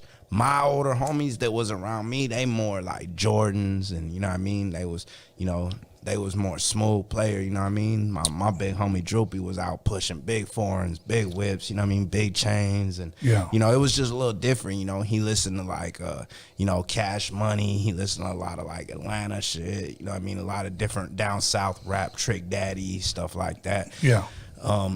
And it was just different, like I wasn't going to the hood and my older homies were listening to oldies.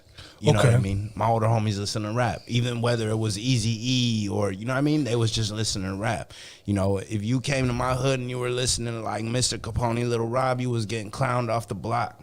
I mean, they were throwing that stuff out the window if they got in your car. I mean, I'm just, no disrespect. I don't mean anything. I'm just saying how the culture was on my side of town.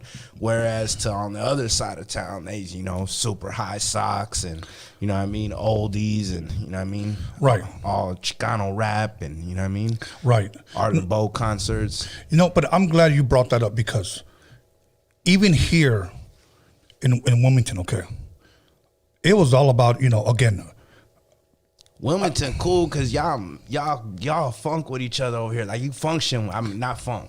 Y'all function with each other over here. Y'all cool. East Side Pains and all that. You know what I mean? I got a lot of co-defense on my case from Wilmington, so I know. You know what I mean? Right. Shout out to homie Grizzly from the West. Silent from the East. You know what I mean? Yeah. You know what's up? Now, as far as here, we grew up, especially if you're an early '80s guy. Of course, we grew up with all East Coast rap, whether it was the Fat Boys, whether it was Salt and Pepper, whether it was Grandmaster Flash, whether it was Run DMC, LL Cool J. That's what we bumped. Okay, for us, the beginning, and we didn't even call it Chicano rap. Of course, Frost La Raza. Of course, you had Mentirosa. Of course, you had Lighter Shade of Brown. Yeah. I'm gonna say this: good rap that was on the radio. Okay. Yeah, I feel that. I understand that. They had a message, they were still doing, rap was different back then. Yes. You know what I mean? Yes. Very different. Yes. I feel like when you brought in gangster rap, that's where things got confused a little bit. Right. Now out here, I'm just being 100. Chicano rap wasn't big out here. Yeah, I mean. So I could understand when you say if they bring this artist, that was going out the window. It was true. It's true. I mean, you weren't just, my homies wasn't letting you play that. You know what I mean? Dr. Dre, Eazy-E, NWA, all, you know, you can slide Tupac, you know what I mean? That was all cool, but you tried to come in and put on Lil Rob Summer Nights, and you weren't going to live that down. I know my homie Husky laughing right now. Hey, bro, you just speaking, you know, how you grew up. Because for a while, like, when I used to, like, listen to that, and, like, the homies was like, man, we're going to beat you up every time you put this in. Like, now, let me ask you this. What do you think that was? It was just because your guys' taste, I just not what I'm into? Nah, I mean, just my homies was different. They, you know what I mean? Like, my hood's a lot of taggers. You know what I mean? But, like, not taggers like people are thinking nowadays. You know, my homies was taggers from back in the day when taggers actually got into gangs and became gang members. Right. But my homies weren't just like old around me. Not saying I don't got homies like that, but they wasn't the ones around me that were like, you know, super traditional, you know.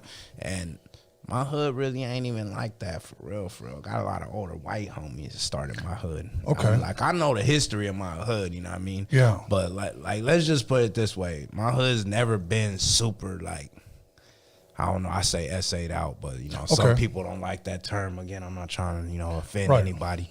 And mind you, I'm keeping it down for Tony's podcast because, you know, usually I'll be turned up talking shit. Nah, brother. You know what I mean? But, like, go ahead and share, you know what I mean? Not for real. Like, you know, my hood's not super essayed out. We don't do the high socks. We don't do the all, you know what I mean? All that. I mean, we tatted up and all that, but, like, even, like, my clique, not my whole hood, but my clique, we wear red rags.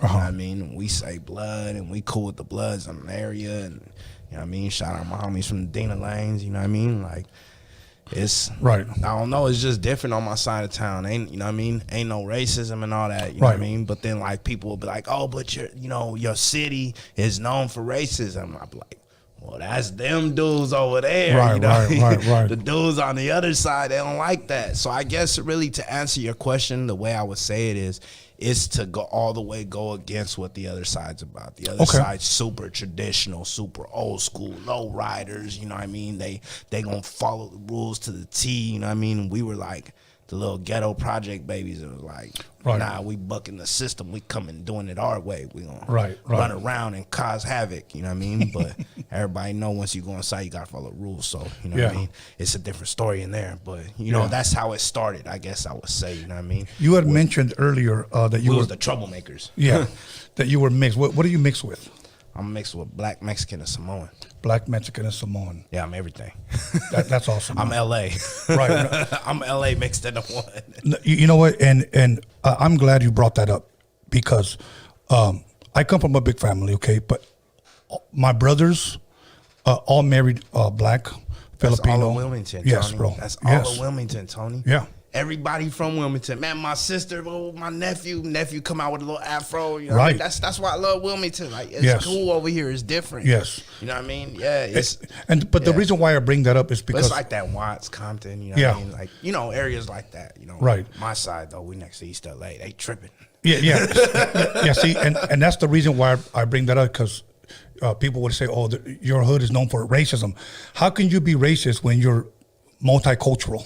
I'm gonna give you something right now, Tony, that I'm gonna knock everybody's socks off, and a lot of homies get mad when I spin this one on them. But you know, I really don't talk about politics or prison too much. You know, when I come on the podcast, if somebody hits me with a question, I'll answer it. And, you know, in all fairness, as to the extent I can answer it to. Some of these podcast people be wild with their questions. They'll be like, "What do you think about currently what's going on in the yard?" Like, what? I'm not on the yard. What the hell are you asking me for? Like, that ain't my place to speak on that. Yeah. All right, this is what I'm gonna tell you. People always say, "Oh, Mexicans in LA, Serenios, they racist. Ooh, they racist, right?" You know what I mean? So I tell people, all right, we racist, right? So if you ever been in jail, you know, if you ever been in county jail or anything, I tell them, you know, most of them be like, yeah, I've been busted. All right, cool. So if you in there, what are you going to do if a black homie comes in and a Mexican Crip comes in? Who's coming in your cell? Well, the homie. You going to eat with the Mexican Crip? Nah. You going to eat with the black homie though, right? Well, yeah, he's a homie. So how are you racist? That's not racism. That's gangism, if anything. I mean, that's not racism, though. Right. If you're going to tell me that your only reason for not eating with this man is because he's blood or Crip, not based on his race, but if a race that you supposedly don't like comes in claiming the gang that you're from, You're gonna be cool with him, sleep with him, have his bag jump for him. That's not racism. Right. So prison is not based on racism, it's based on gangs. Whatever gang you chose to join up with. Now, if you base that on race, that's your fault. Right. But that's not how it works. It's a gang. Right. Because you can have a white Crip in there, he's not gonna jump for the white boys. No, you're right. You know what I mean? It just doesn't work that way. And you know what? And I appreciate you answering it and you sharing that, because I'm not one that would ever like to talk about or entertain prison politics, because first of all, I've never been to prison. I never acted like I have, and I don't want to go to prison. Okay, so man, I appreciate that, because a lot of people try to act a certain way when that's not who they are. No, I can't do that. And it's funny because someone asked me that about you. You know what I mean? About me going to prison? No, they were like, you know, hey, what's up with Tony? You met him, you know, like, was he, you know, I heard he's like a tough guy. And I was like, I'm a soft teddy bear. I was like, man, he was actually real cool. He was showing me his little stuff on the walls and all that. I was like, oh yeah. They said something, and I was like, I don't think bro ever been in trouble. I was like, he didn't strike me as, I was like, he was telling me about his job and all that. I was like, that's not somebody who's like a politician or prison guy. Right, no. They don't have work history. Right. Nah, I don't. So, you know what I mean? People get the misconception about people, you know what I mean? Right. But I appreciate that, because for real, like, prison is nothing to glorify, you know what I mean? A lot of people ask, can you say that again? Prison is nothing to glorify. Now, I'm not going to go as far as some other people saying, like, oh, if you glorify prison, you're an idiot, or not, because look, this is the thing. Some people don't realize that some of us aren't glorifying prison, because people will tell you right now, oh, Rick's on there saying he don't glorify prison, but all he talks about is prison. There's a difference between glorifying something and having no other subject to talk about. If you want to ask me about myself, you're going to hear about prison, because I have lived most of my life in prison. Now, that doesn't mean I'm not an intelligent person. I can't hold a conversation with you about business, about religion, about music, politics, music, whatever. It just means that if you want to ask me about me, right, my experience is going to come from prison. If you go, how did you learn that? I'm going to probably say I read the book in the shoe. It's not that I'm glorifying that. That's just my experience. So you have to learn the difference between someone glorifying and someone just, that's who they are. Right. No, I can appreciate that. I learned one thing, okay? I was an LP for a short little while. Los Padrinos. Yes. And then old school. I don't even think that place is open anymore. I know it is. Is it? Yeah, it still is. So which one did they close? I don't remember. I thought they closed one of them. So in 1994, I went to county jail for tickets. I had $17,000 worth of tickets because I wasn't paying shit. In 94? Yeah. They still had the wet 40s back then? I don't even know, bro. I was able to keep money on you? Yes. Okay, so that was the wet 40s. Yeah, so yeah. you had the wet 40s back. Yeah. See, that's back before my time. So here's one thing that I've learned, and it kind of like, I want you to see my position, okay? What I was saying earlier, I have Filipino in my family, I have white in my family, I have Vietnamese, and I have black in my family. So I sit down. I don't know no rules there. I just walk in, sit down, I guess my first meal. I'm eating breakfast, and a brother asks me, when I say a brother, a black guy asks me, am I going to eat that sausage? And I said, nah, you can have it. So he ate it, okay? He ate it. So an older dude, he probably must have been maybe in his 40s. Wait. So you say you just sat down? No one had asked you who you're running with then? Nothing. So then, I mean, technically, what if you would have said, I'm running black? All right, but go ahead. Go with your story. All right, go ahead. So I'm sitting there, and again, I'm just telling you a lesson that I've learned and how I learned that there's different rules there for Mount Here. You see how my mind already calculates the whole situation because I've been in there. Exactly. So this older essay dude pulls me aside. He goes, come here. And he said, where do you stay at? And I said, I stay in Wilmington. And he was like, okay. He was, do you know what you just did? And I was like, no. No. I thought I put the tray in the wrong place. Yeah. You know, and he was like, no. He goes, you gave that guy your food. And I was like, yeah, he asked me for it. I didn't want to eat it. And he said, next time, you give it to one of us or you just throw it away. Now, this is the fucked up position that why I felt that. It's because I have black family. Yeah. So now I'm stuck in the middle of some rules that I'm like, bro, like, it was just one link. Yeah, it's just like I said, and again, now, reverse the situation, and that dude would have been Mexican, but he would have been a Crip or a Blood. Yeah. You would have still gotten in trouble. So it's just not racism. It's just, you know, they assumed you was running with the homies and he was running with the blacks. That's what it boils down to. Yeah. But I mean, I understand that position all the time. I mean, we found ways, you know, because I did federal time. So, you know, when you start doing federal time and you go down on the security, or you hit a yard way out in the east or the Midwest where there's only like 10, 15 homies, and you know what I mean?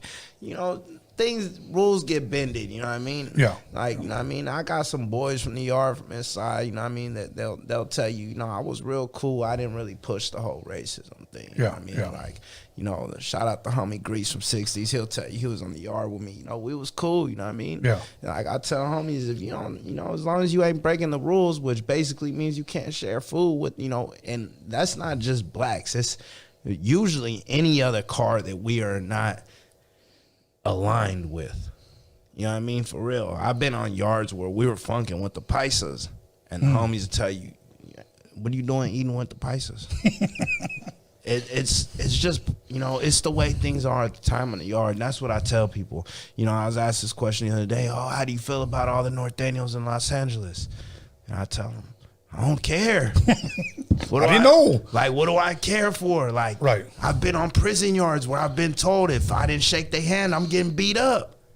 What do you, like, you guys don't know because I did 10 and a half years in there, man. Like, things change. Right. Go in the yard and we might be cool with them. Go in the yard, we might not be cool with them. Go in the yard, Pisces might stabbing us up. You know what I mean? So, and that's the federal system, yes, because I know all you homies are going crazy in the comments right now, typing, it's never been like that. Well, hope. Pause. That's the federal system. But even in the state, I'm gonna argue with you guys. You guys got yards you hit where you like, nah, we cool with them right now. Other yards, we at war with them. So don't. Right. You know, because if a homie come talking all that rah-rah and we cool with him, y'all gonna boo bop him off the line talking about don't rock the boat, don't fuck the program.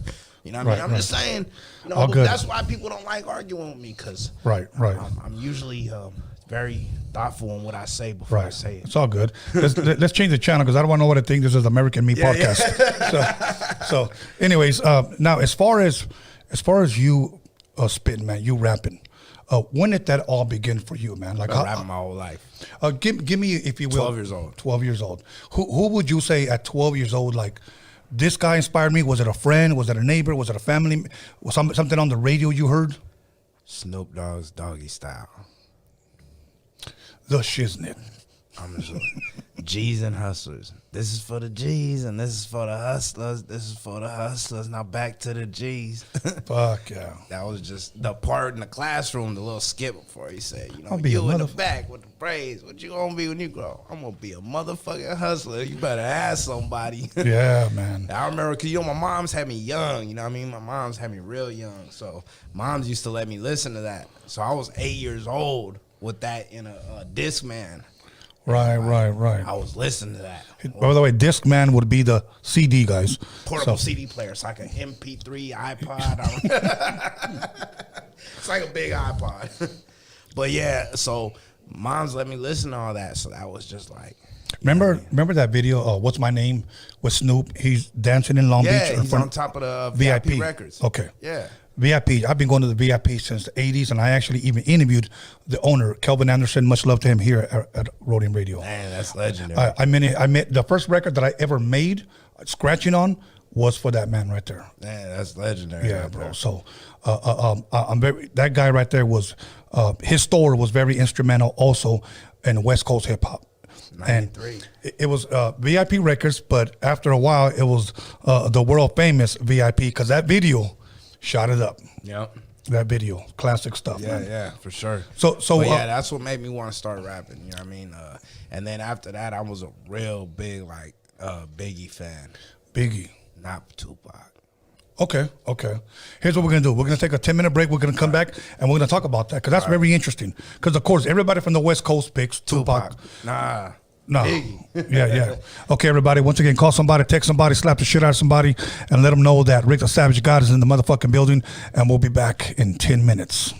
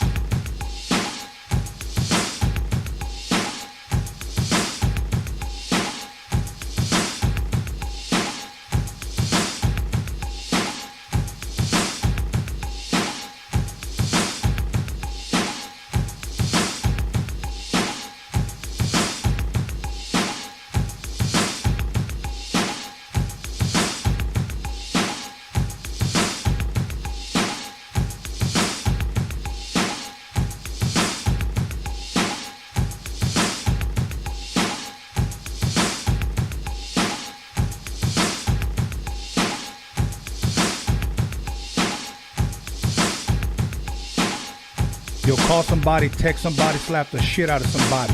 Let them know that Roadium Radio is live up in this biatch.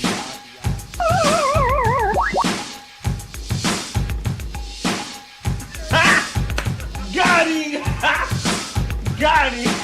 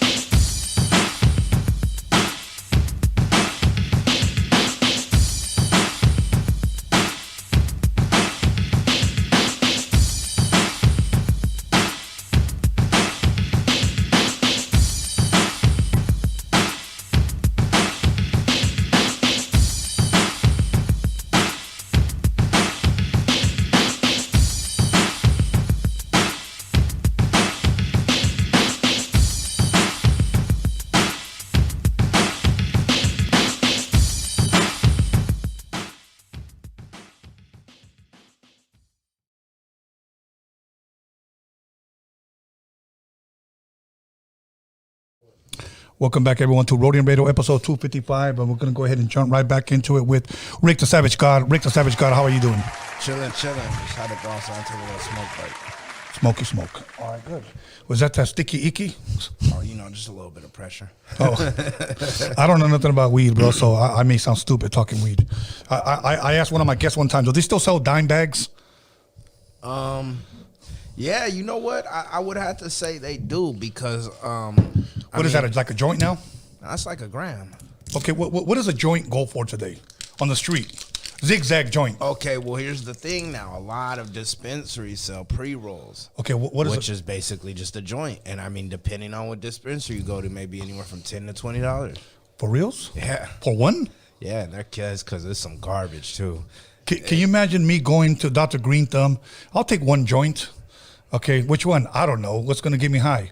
That one right there, that's $20. For one? Like, that would be me. Yeah. Plus tax. What the hell? Yeah, you probably pay like $32 out the door for it. Yeah, you're right. Great You're America. right. All right. Okay. America. Now, let me see your shot glass. Okay, because I need to ask the Biggie Tupac question. Now, you say you're a huge. Man, everybody going crazy in the comments. They like, he say from LA, I say Biggie. Whoa. Right. So you said Biggie fan over Tupac. Why is that? Definitely. Well, Tony, I have a few reasons for that. It's all good. We got a few minutes. Lyrically, musically, I'm just going to say that Yeah. Biggie was the better rap artist. Hands down, period. Okay. He was a pure hip-hop artist. He started on the corner battling.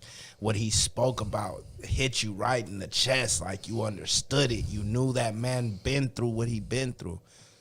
Right. Tupac was a act. He was an actor. Okay. Tupac, by all means, was he a great artist? Yes. Wonderful. Poet, lyrically great, had a great message behind a lot of his songs. Right. But he was a performer. He wasn't from L.A. One of his biggest songs he's known for, To Live and Die in L.A. Now, I argue he's not lying. He said to live. He didn't say I was born here. He said to live and die. Okay, I understand that. But the life he portrayed with the red rag, and I mean, it's like people tell me, people think, you're a blood. And well, yeah, but I grew up and hung out with bloods. My mom moved me away from bloods because she thought I was like, right. It's different. You know what I mean? Like, there was bloods where my hood is. Like, you know what I mean? That's different. Tupac was from New York and then moved to Oakland and was digital underground and this and that. You know what I mean? It's just, it wasn't him. Well. And I'm a very firm person and believer that I don't care if you're a gamer. I don't care if you're a hardworking man. I don't care if you're Christian, hardcore Christian, Mormon, whatever. Be who you are with me. Don't be who you think I want you to be because I'm cool with everybody. Yeah. It's when you start not being yourself that makes me question your character and wonder who I'm dealing with.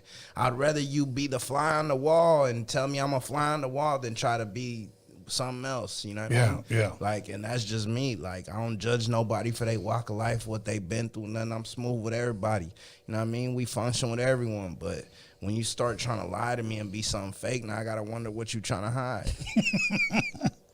Hey, I know you mentioned Biggie, but are you a big fan of East Coast hip hop, East Coast rap? Yeah. Okay, if I were to ask you your top 5 East Coast rappers, can you give me top 5? Whether they're groups or whether they're just single artists. Yeah, for sure. Okay, top 5. Biggie, Nas, Wu-Tang for sure. After that, I want to have to say I would go with, man, why is his name slipping my mind right now? Hold on, Jadakiss. Okay. Man, I was about to say, hold on. And then I guess you would have to go with, man, I know there's so many before him, but I'm going to have to say Joel Ortiz. Joel Ortiz. Just because he's so lyrical, man. Okay. He's a killer, man. Young Ma, I like Young Ma. I think she's way underrated for newer artists. I mean, I could go on East Coast, East Coast lyrically, but that's my kind of music. Like right now, you know, if you want, you said all time, but like right now, I would have to put Millie's as like one of my top artists. Like I only listen to 2 artists right now. And a lot of people like, oh, what do you? I don't listen to a lot of music. Okay, so 2 artists. Who are those? Mozzie and Millie's. Okay, that's it. All right. I mean, mixed in with those, you know, and that's what I listen to when I go to put on music. You know what I mean? Who else do I listen to, like, that just comes in my playlist? Of course, you know, it's my brothers, you know what I mean? B.O.E. Sosa, Mumu, Swifty, you know what I mean? I'm a Fool, you know what I mean? You know, people like that, Doughboy, you know what I mean? Right. Money Sign Sway, you know, Peso, you know what I mean? Lil Maru, you know what I mean? People like that that's just in my circle, Latiano. But that's because they in my circle. But, like, as far as, like, people I don't know who I listen to, Millie's and Mozzie. Okay, top 5 West Coast artists. I don't listen to West Coast like that. Mozzie, B.O.E. Sosa. Okay. Rick the Savage Guy, Swifty Blue. All right. Yo. It's all good. B.O.E. Mumu. Okay. I mean, yeah, I don't know. I don't really listen to West Coast like that. My brothers, man, you know what I mean? Everything B.O.E., Hell Gang, Mozzie, Grimy Gang. You know what I mean? Those are the 3 labels. You know all right. Tayef Third, you know what I mean? One of the greatest out the West. Poppy Gordo, you know what I mean? D-Dub Flame. Shot De Niro. I mean, I don't know. You know, West Coast artists, I really don't listen to like that. If you really want to say major artists out of the West. Yeah, I guess that's what I'm talking about. For sure, Mozzie. Lil Bean. But see, this is my personal list. And when you say greatest, people are going to say, oh, you know. No, your personal list. Yours. You know, I don't want you to give me like what people say. If I went to the greats, then of course you have to go Dre, Snoop. You know what I mean? That's what I'm asking. You know, of course, you know what I mean? Mac 10, you know what I mean? Dub C, you know what I Cube. mean? You know, Cube, yeah, you know, the legends. You know what I mean? You know, hip hop's Mount Rushmore. You know what I mean? Definitely. But when I like to tell people what I listen to, I really don't listen to any of that anymore. I don't listen to, you know, unless I'm going down memory lane with my mom, then I might throw on the old school Chronic. You know what I mean? Make my shit the Chronic, make my shit the bomb. You know what I mean? But that's just because that's me and my mom's thing. See, to me now, that never got old. I still bump that. Yeah, nah, I mean, don't get me wrong. It's classic music. It still moves you to your core. You know how I'm a big fan of 50? I can't do it. I love 50. I just can't do it. I used to wear G-Unit, all that. Listen to my tape. But once I found out, he would just, he testified. Oh, see, I'm not going to get into the politics. No, you see, but look, this is my thing, Tony. It's not about politics with me, and that's so I never tell, I don't never want people to go that route. He actually testified about somebody?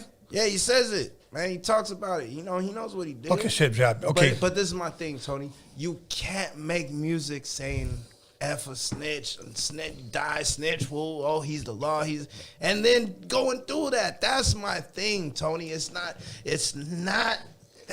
to do with politics. Who did he snitch on? Like, look, 6ix9ine, look, he's the biggest rat in the game. But he apologized. At least he says he's a rat. Hey, I'm gonna tell on you. Hey, you can't get mad at that man. He told you he was gonna tell on you before you did that to him. But he apologized. He said he was sorry. For telling? Did he?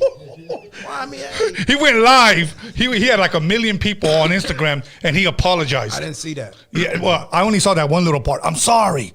That's what he was saying. I had to do what I had to do. I'm sorry. Bro, you don't say you're sorry for being a fucking rat, bro. Yeah, I just, like, look. Norbert, check if that door is open, big dog, please. Yeah, like, look, for me, I tell people, the music I make and all that, what I talk about, if I came out tomorrow and, you know, was a government informant, you know, hang me, please. Yeah. Rap world, assassinate me, please, because I was lying to y'all the whole time. Yeah. You know, like if a Christian rapper goes out and, you know, testifies, I mean, I would argue that's what he said he was going to do, right? I mean, why would you be surprised? Yeah.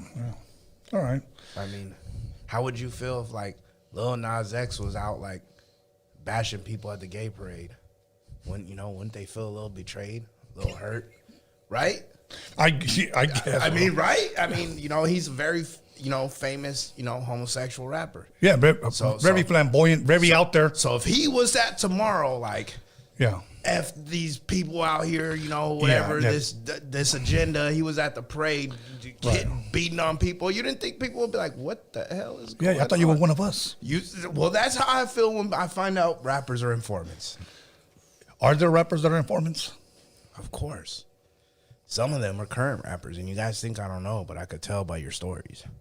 Hey, you know what? I'm gonna give you guys a little advice. If you're, you know what I mean, on that side of the fence and you're trying to be in the street world, just don't tell what happened.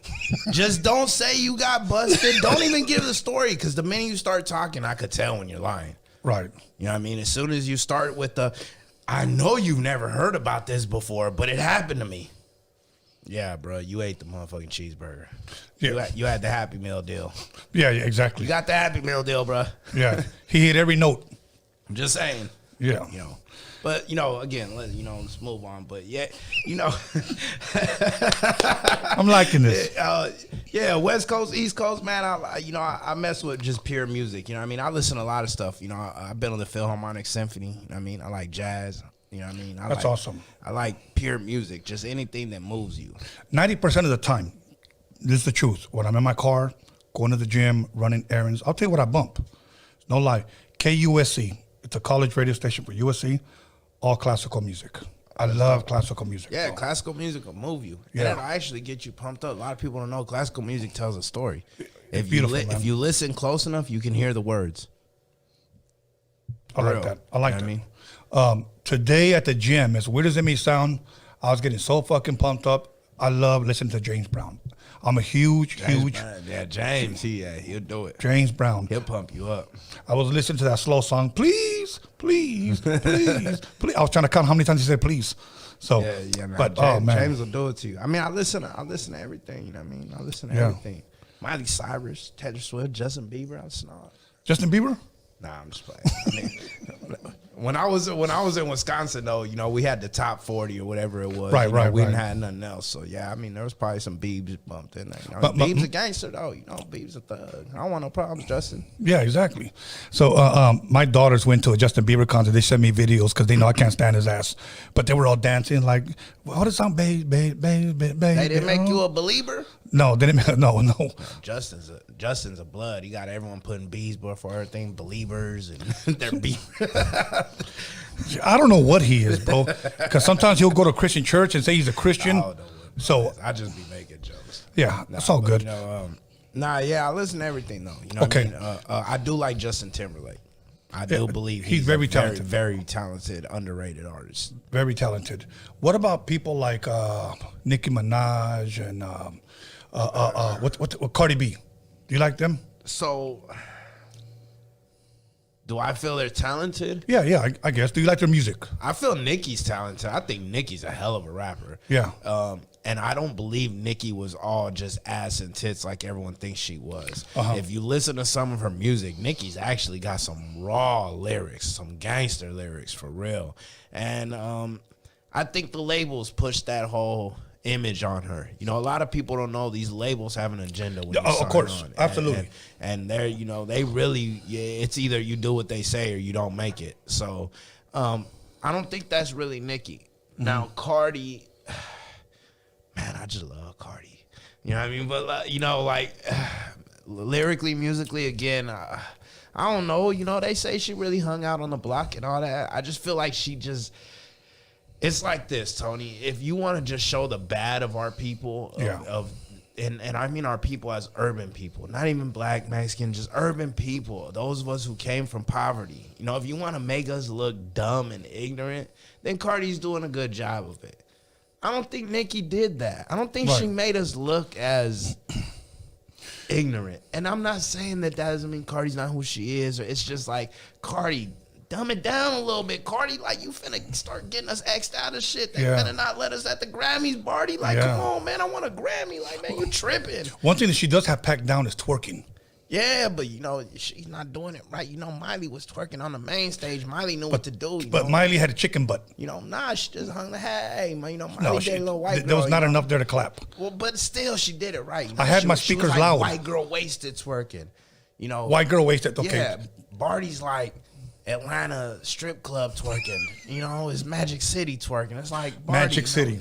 Barty, you can't you know, when dudes had to start turning around from their wives, you messing up. You know, nobody was turning around for Miley. Right, It was right, just right, like, right. hey, Miley, all right. Like, hey. You know, Barty is like, your wife gonna slap you. Yeah.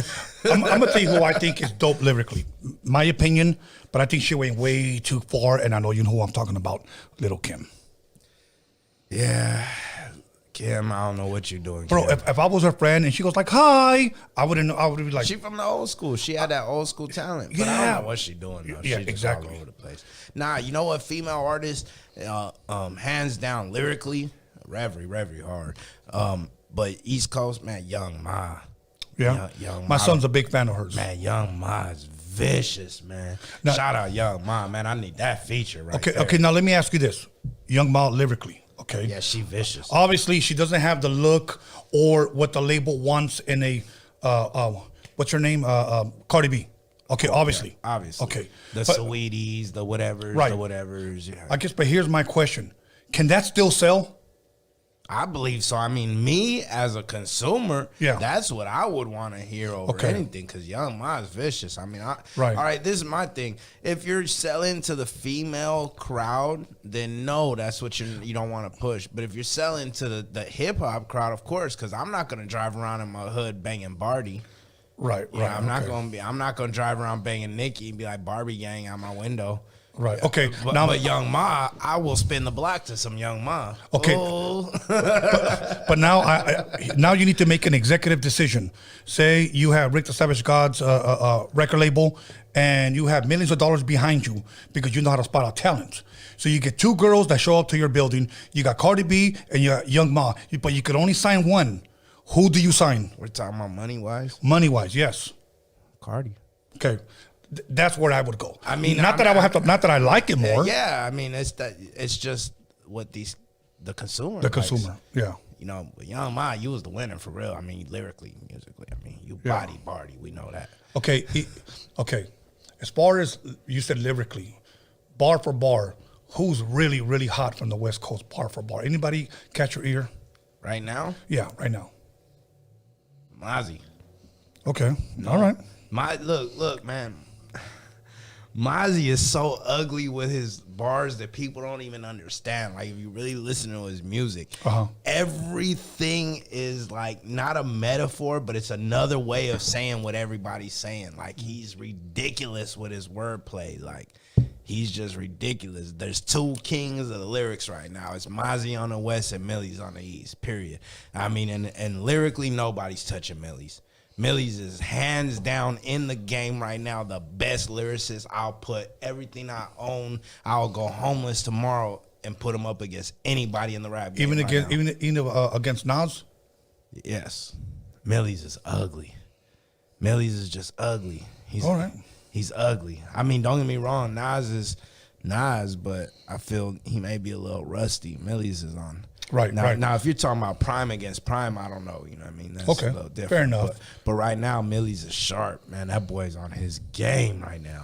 Right, He right. just released his new album. Yeah, he on his game, man.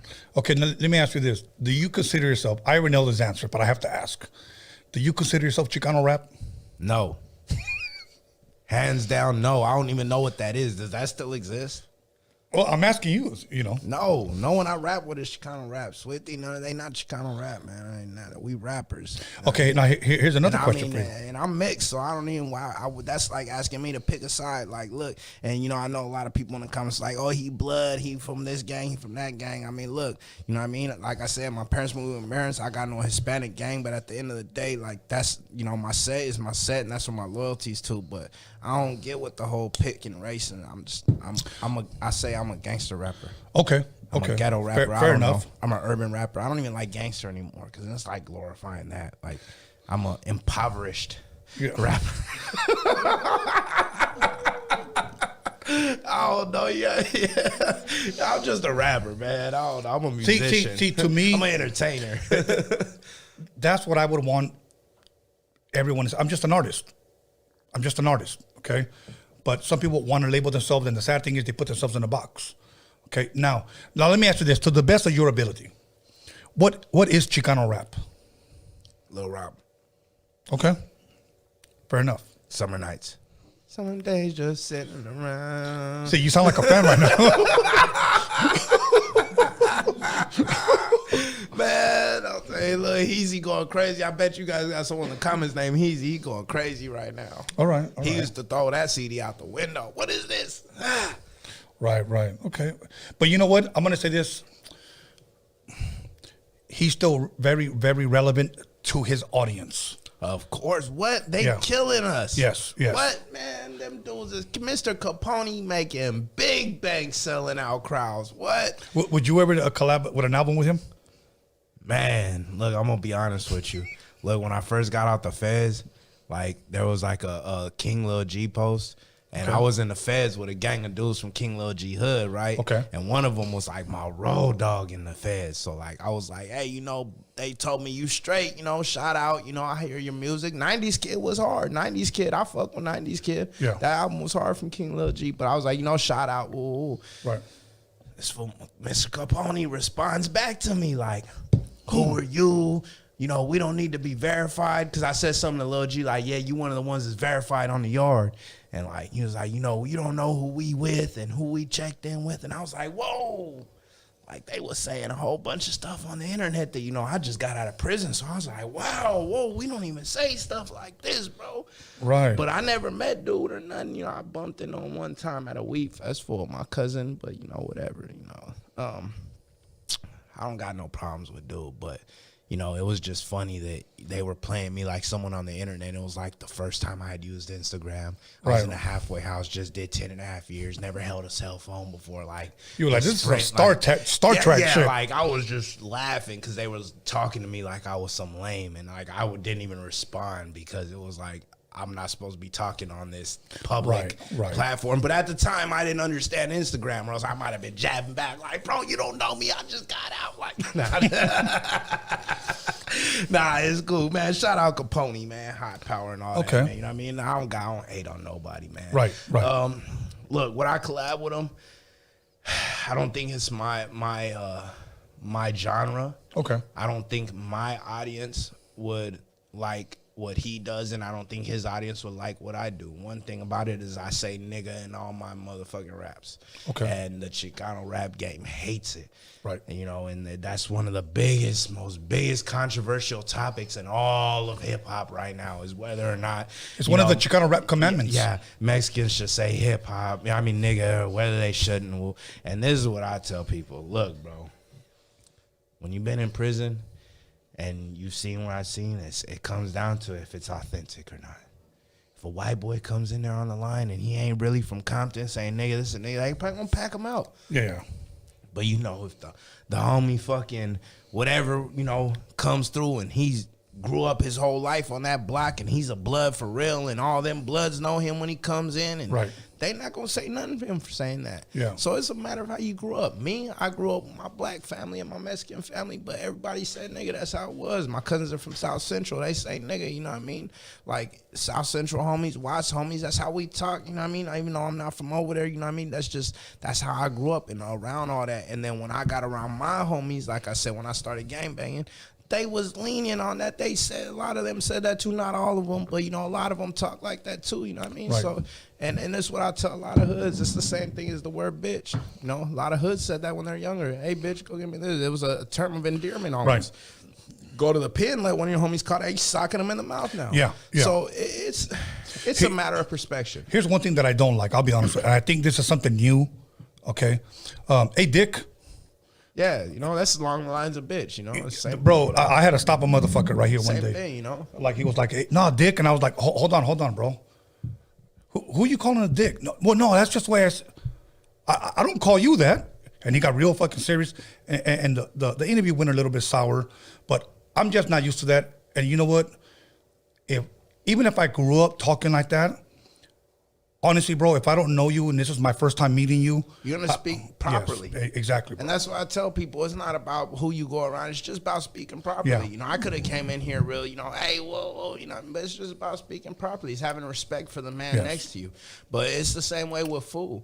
You know, if you go to jail and you call an older Mexican man, wait, Pulling me hot, because what does way mean? Donkey, dummy, Yeah. fool. Hey, güey, agárrame So, eso. yeah, they're not gonna, don't, no, esos way, you know what I mean? Yeah. Like, so the same thing with fool, you know, Yeah. some older homies, hey, I'm not a fool. What do you mean fool?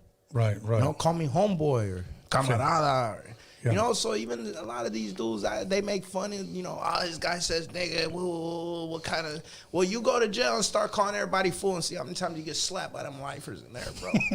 You know what I mean? Like, everything has a consequence, and this is what I tell people. Don't down the next man for who he is.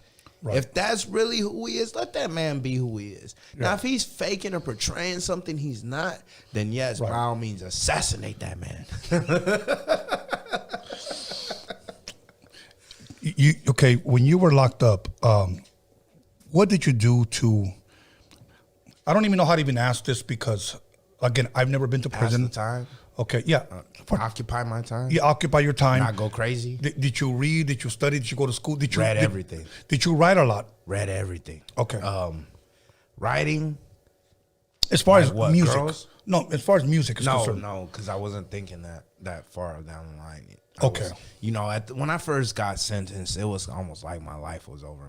You know, what I mean, I was young, gave me all this time. how old were you when you got busted? I was 19. Went to the feds at 20. You know what I mean, so it's like, yeah, probably was sentenced by like 21 latest. Okay. Something like that. Yeah, I probably had been sentenced by 21. I think I was on my way to Victorville when I was 21. Okay. My brother, I believe he was like 11 years. He I don't know if you went where he went, Taft Correctional Facility. Oh, I wish I could have went to Taft. Oh, Yeah. man. That was a lovely place. It is a lovely place. They had fresh produce, avocados in the yard. Yeah, the Taft was a dream. No, and I saw the women's security over there too. So Yeah, yeah. or the deputies. No, yeah, whatever. they had phones. They was jugging at Taft, but it's not like that no more. It's like an INS yard now or something. That's why I couldn't make it there. Oh, okay, okay. Yeah, it's like for INS homies now or something like that. Yeah. It's not. Before it was just low custody. Like anybody could get sent there if you were in California, it was near the house, you know, whatever. Now it's I believe just INS. You have to be illegal. Oh, okay, okay. Yeah. They have a lot of those yards now. They switched over where you have to have the legal status.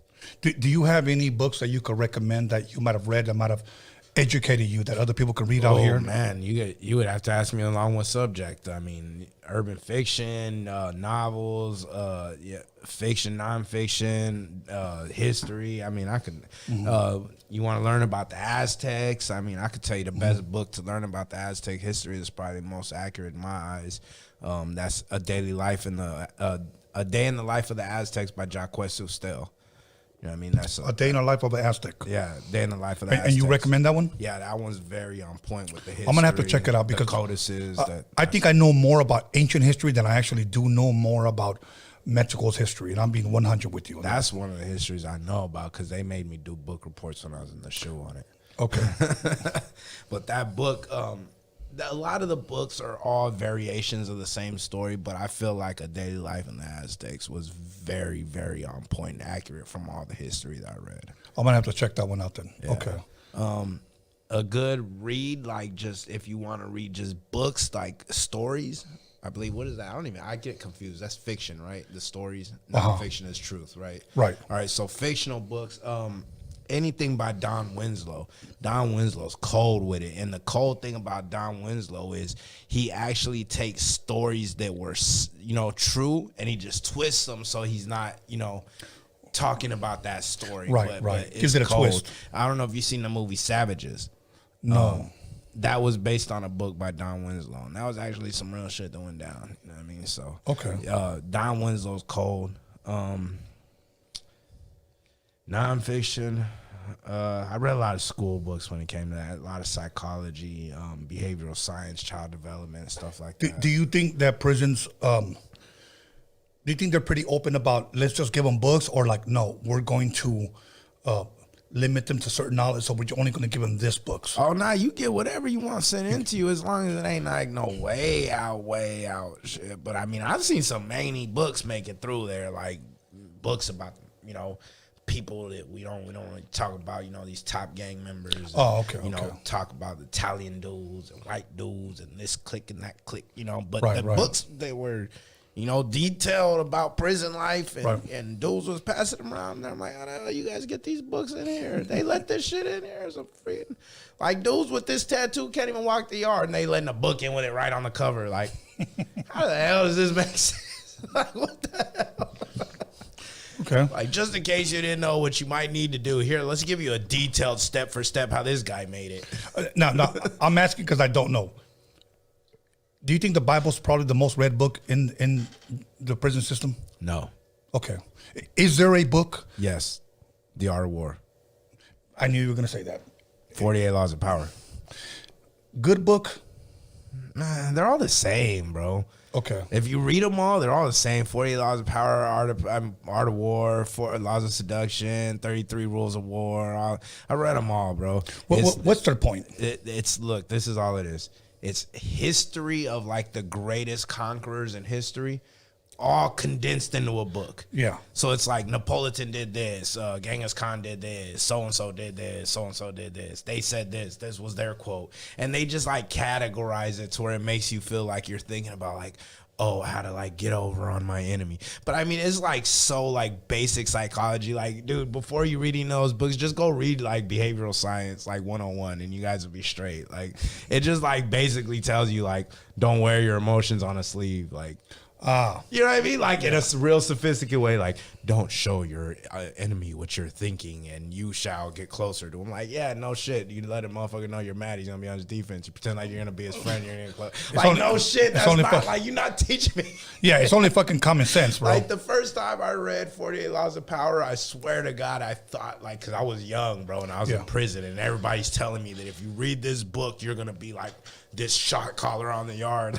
So I'm reading this book, and I think I'm the coldest gangster in the world because this is all shit I've already been doing my whole life. I'm like, some like, you know, like get closer to your enemy. I'm like, bro, I've been doing that since I was 12. What? I'm meant for this. Right. Okay. Here's a quote, and I'm sure you've heard of it. I've never understood it. Maybe you can break it down for us. All right. Okay. And I hope I'm quoting it right, but I'll paraphrase it so you understand. Keep your friends close, but keep your enemies closer.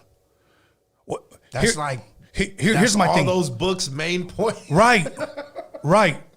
Okay, but here's my thing. I'm just trying to understand this. Why would I want my enemies closer?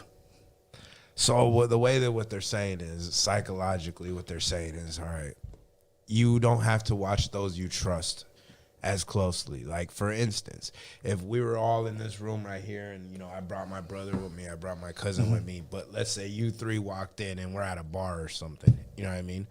Now, obviously, I'm not going to need to watch them because they're not a threat to me. Right. But I'm going to need to watch you guys intensely because maybe you guys do a certain handshake, say a certain word that lets me know you guys are from a different gang that I don't get along with. Okay. So that's like, you know, keep your friends close, but keep your enemies closer because... Yeah, I just think it's the wrong choice of words when it says closer because to me, closer means hang out with them. See, and I can't do that shit.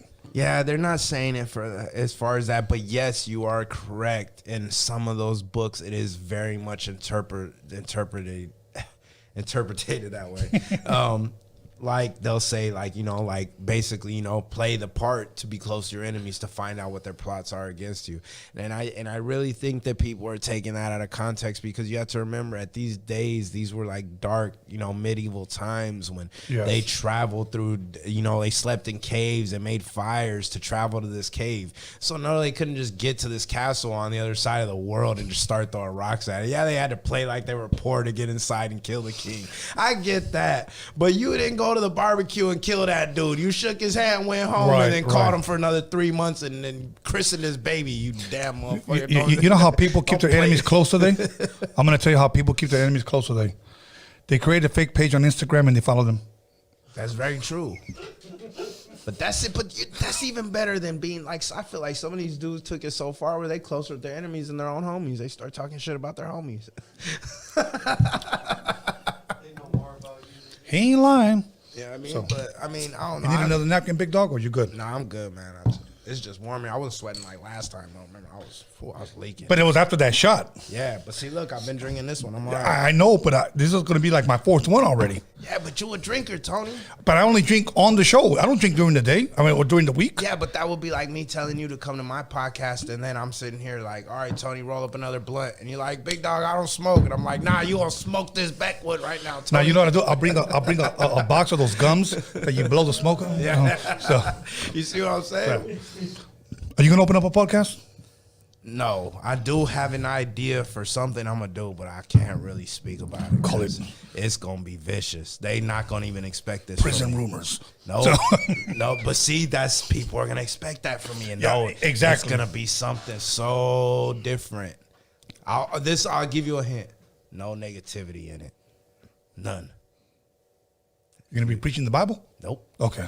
So No Bible, none. We still keeping it hood. all right, all good. But Then. trust me, when I get this up off the ground, you're gonna be one of the first people I tell about, because I think this is something you're gonna be like, oh. I want to be on When it. we get off the air, I'll let you know what I'm Okay. on. But I wanna be can't on it. let you guys know, because y'all gonna steal it from me. And because okay, let me not say It's it. gonna be my claim to fame, though. Because motherfuckers be watching Roadium Radio to be biting. Oh yeah, they be biting shit, bro. See, I could get some. They already probably trying to think right now. Ooh, no negativity. Ooh, Rewind that part. I might have been joking with y'all. Might be all negativity. Yes. The grimier the questions, the more the views. Yeah. So I'm not gonna. Nah, but I've thought about something along those lines, like maybe linking up with another podcast to do a spin off of there. It's kind of like how No Jumper's doing, but Right. shout out to Adam 22 and all them, but I feel they're getting a bad name over there because of the Why? rumors that people associate. Like, they're just talking about what's relevant, but now people are starting to say that they're gossiping over there. They look for the negative and stuff. And, things can come off a certain way, but I Right. don't think Adam's that way, because I've seen Adam have some of my friends on there who are real positive, spitting a good message, Right. and he didn't try to make them talk about something negative. I feel like maybe if you already had some negative stuff around you and you were looking for a reason to talk about it, people are using Adam to say like, oh, he Right. asked me about it. See, you could have a nice, wholesome podcast like this and promote, shine light on people, or you could have a podcast where you're like, tonight we're interviewing 2 porn stars. So how many guys have you ever fucked in your lifetime? Yeah. I'm just being real with you. That believe But it or see, not, that's what I'm saying. Those are spin-offs. You know yeah, what I mean? those are some Jerry Springer podcasts. And that's what I feel like what I could do with other podcasts is have like a segment on there is that I go out. Because, to be honest with you, anybody who's done time with me, Blood, Crip, Homie, Paisa, White, whatever, is going to tell you like, man, Doe is cool as hell. Yeah. So, I could pretty much go anywhere, I feel like, probably. And, there's some of my enemies that'll tell you, like, Doe cool as a mother. You know what I mean? Yeah. I used to be with the homie Travi every day. The homie Travi from Avenues on the yard. Pushing him around. He in a wheelchair, I used to look out, push him around, hang out with him, you know what I mean? Big homie, you know what I mean? Chilling, like, that's why I say, I guess being in prison so long changes your perspective, because you're in there with so many people that you wanted to kill, and, and then you in there making a spread with them and laughing and asking them if you could watch them on TV after them. Like, Yeah. I wanted to ask you, let's pick up when you get released, okay? all right. What is your next move? And when I say next move, as far as moving into the music direction. Man, I wasn't even thinking about music like that. It was like just survival. Okay. Fresh out the feds, I gotta survive. What am I gonna do to pay the bills? You know what I mean? And I really just had the verbal. So like, I went and worked at a telemarketing spot. I was killing it on the calling people. Hey, just let us slither on through. We gonna put this little solar thing on top. Your bill's gonna go down, and you're gonna be happy. All right. Were you telling the truth or lying? I was bullshitting. I'm sorry, people. I'm sorry, man. I was capping y'all down, man. They got you people with that, man. Got him. Yeah, I'm sorry. I was capping, man. Yeah. Don't worry, your bill's about to go load. Yeah. Trust me. Cut it in half. Exactly. Would I lie to you? Come on, Mark. Yeah, nah. Seriously, Mark. Do you think I would lie to you? Really, I got pushed back into music because my cousin. We really don't talk no more. We had personal differences. But my cousin Chubbs, Steven, I'm call that boy by his government name. That boy don't even deserve a street name. Right. And his brother Trap, shout out his brother Trapzilla, though he a real one. We done chopped it up. We see eye to eye on the things, you know what I mean? They been locked in with the weed world and all that, and then they had me around them with the weed world, and I was, started, being around all that, the sessions, and around the dudes who ran Secret Sesh. Shout out my boy Two Tone, and they always treated me good. Adam Hill, Burt Baccarat, all them, they was cool. They treated me good, had me around. They let me get on the stage a couple times, perform, some little songs I had, and it made me get a feel for it again, like. Being on the stage, like, even if it was just some people out in the crowd, just that celebrity status, it felt good, and it made me want to start pursuing it. And that's when I linked up with Fredo Santana and, was doing my thing, but I was still thugging and had to go back to the feds for a little bit. And when I got out of the feds from that time, I linked up with B.O.E. Sosa and A.DA Music, and that's when A.DA put me in the booth. And that's when it was just like, okay, yeah, this is where I'm supposed to be. You know what I mean? And then linking up with B.O.E. Sosa and being with all the homies from Brothers Over Everything. You know what I mean? Shout out Mumu, DJ 60 and all them. You know what I mean? It made me realize, like, it was almost like I had the gang world, but in rap. Yeah. So it's like I didn't need to gang bang and go back to jail for life anymore. It's like, I had the camaraderie, I had the good times, the laughs, the late nights with the homies. Instead of writing on the walls and shooting people, we record music. Making beats. But it was still hanging out. It was still, the rowdiness, the brotherhood, Brothers Over Everything. It was. Do you remember when you released your first single? Yeah. What year was that? Could you give us a year? That was recent. I mean, really. I mean, singles as far as like hood. So I had a little hood CD back in the day that we burned and passed around. Okay. But you know what I mean? Like, that was 3 Little G's. Shy, if you know that one, you a real one from the set. You was active. Right.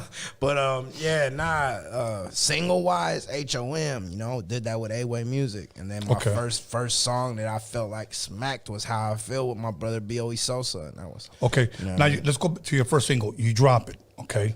What is the response that you're getting from the people?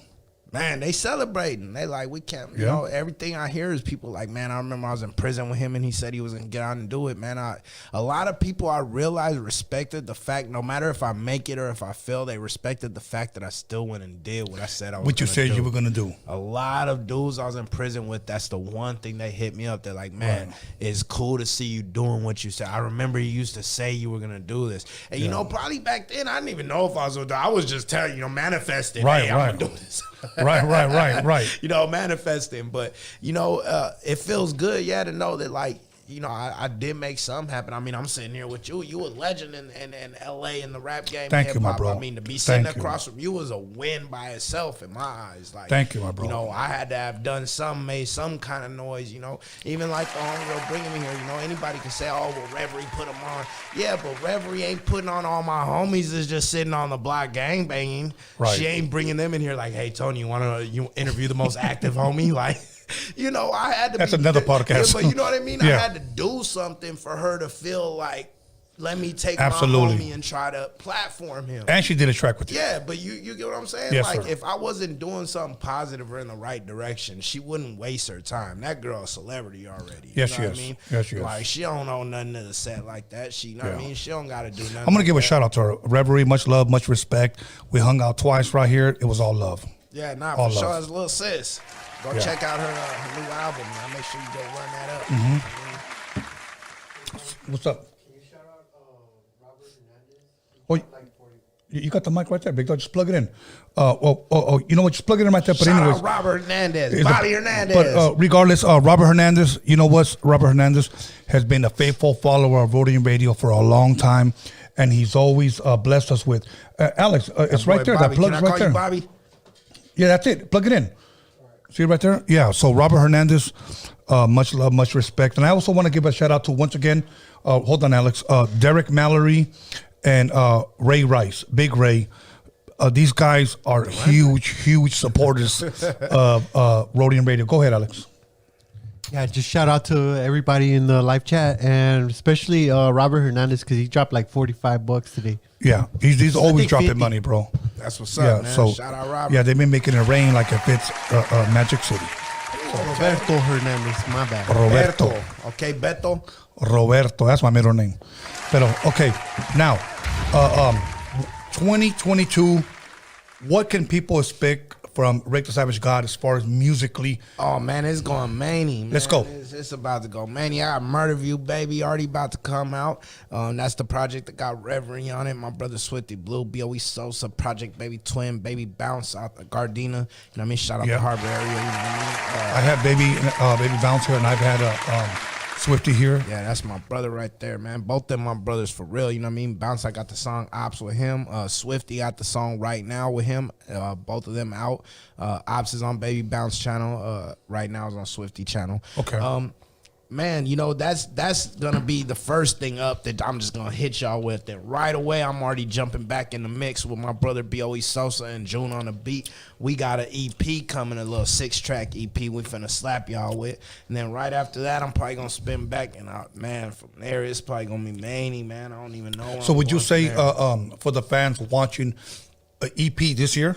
Yeah, for sure, man. For Okay. sure, it's me and Sosa and June.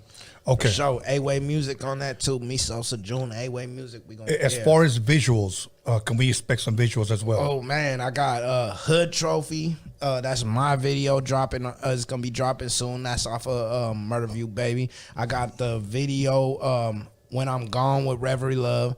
That's gonna be on Murder View, baby. But the visuals dropping also. Dope. I got Trisha with Swifty Blue. That's also gonna be coming out and dropping. Trisha, and then is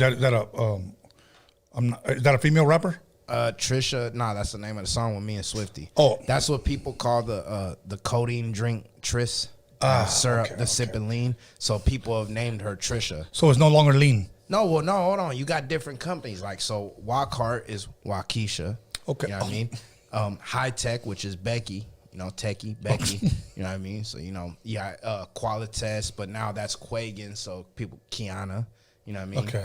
You got to name your girl. Oh, it's just you know like what I mean? Krista was called Chris. So you yeah, know what I mean? Yeah, you know, white girls, you know, whatever you call it, you know what I mean? So, yeah, you know what I mean? I get so it. we got a song called Trisha. You know what I mean? All right. So, You ever try lean?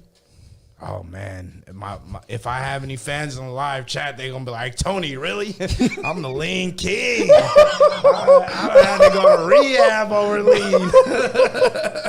I'm here sipping this beer because I can't have no cup in front of me. Well, you could have brought it. I just relapsed and I got clean again. Lean is bad for you kids. Let me just tell y'all right now. Look, y'all think it's cool, and I understand. Yes, it's a status symbol. I believe you. I hear y'all all the way on that with your rap careers. It's a status symbol. You got $2,000 in your cup. You flexing on them. But look, save that $2,000 a day that you pouring in that cup for 30 days. 30 days. Wait a and minute, then I promise. $2,000. Hold on, Tony. I'll get to that. Thank you. But say that $2,000 a day, and I promise you what you could buy with that 30 days worth of lean, it will be the bigger flex than you could ever flex on the game. You will stunt on them. You want to pull up with a bad Columbia model with a stupid body and a big body foreign and go to Dubai? Quit sipping lean for 45 days, bro. You could do all that. I sat in prison and thought about how much damn money I wasted. Oh my God, I could have had a house. I could have had my own record label. I could have probably signed Mozzie. Wow. I could have probably fucking signed Mozzie with that money. Shit, what? Man, we sipping $2,000-$3,000 a day, Tony. $2,000-$3,000 a day. A pint costs $3,200. $3,200. No shit. They pouring that in a cup. If you balling, you gotta pour an 8. If you flexing, you gotta pour an 8. So that's $1,600. Okay, say I only. No, it's okay. And they pouring this daily, Tony. I mean, I don't know nothing about Daily. this. No, That- but daily. I'm like, telling you, I know people who got an $800 a day habit. Easy. Best friends of mine, $800 a day, and will turn around and tell me they broke. I'm like, bro, you just ate lobster and steak and sipped the $800 cup. I mean, broke, yeah, because you just spent $1,500 on your night, bro. Okay, now let me ask you this. Okay, now, I like drinking tequila and not like beer. Okay, cool. I get it. Tequila goes down cool, whatever. Is lean good? Oh man. Does it taste good? Oh man. Oh man. I don't even think it's the high that makes me want to do. I think it's the taste. Have you ever boned on lean? Oh yeah. Is it good? Oh yeah. Oh yeah. It's like, you ever heard of people say, gotta got dick or heroin? You know what I mean? Like, Oh yeah, gotta got that. same thing as lean. It's the same thing, just liquid form. All right. So you be half asleep, but you like Toma. swinging that shit. Right? Man, I done had my girl. She done told me like straight up, like, "Oh, babe, you was knocked out. I just took it." I was like, "What? How that was that? Oh, you was rock hard." Like, So you got raped? I mean, she's my girlfriend though. I'm just playing, bro. Like, she from the she from the set. No, I'm just playing. I'm just joking. Nah, big she dog. did. She did. She does that all the time. Like Shut you don't up, even boy. know. Like, Nah, baby, she socks me up. She don't care. Bing, bing. What? Fool? Get on the bed. did you like that? Nah, she'll Yeah, she'll I think. just sock me up. Like, get on the bed. Fool. I'm like, nah. Oh, She's shit. Like, what? What did I say? You better take them boxers off. I'm like, nah, man. I'm out in jail no more. No, she been in prison. She rough. Oh, for real? Yeah, she would stab me. All right. I believe you. She know how to make prison knives. All that. Give her a shout out. Chilla, shout out Dopey. You know what I mean? She knows she is, man. Yeah, She- yeah. She ain't gonna kill me. She fuck me up.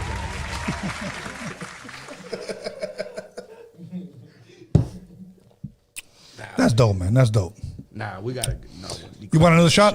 Hell nah, man. Why? Damn, I mean, fucked up. You drink an $800 cup, but you can't have a $24 shot with me. But I'm not drinking the $800 cups no more. I quit. No, I understand that, and I encourage that. But this is just like Mexican water. No, that is not like Mexican water. Well, maybe it is like Mexican water. I've never been to Mexico, so maybe that is what they drink in Mexico. I could believe that. Nah, you know what? Mexicans don't even get the title for drinking like that, man. I've been in prison, man. Y'all ain't even like that, man. Native Americans are real drinkers. They some drinkers.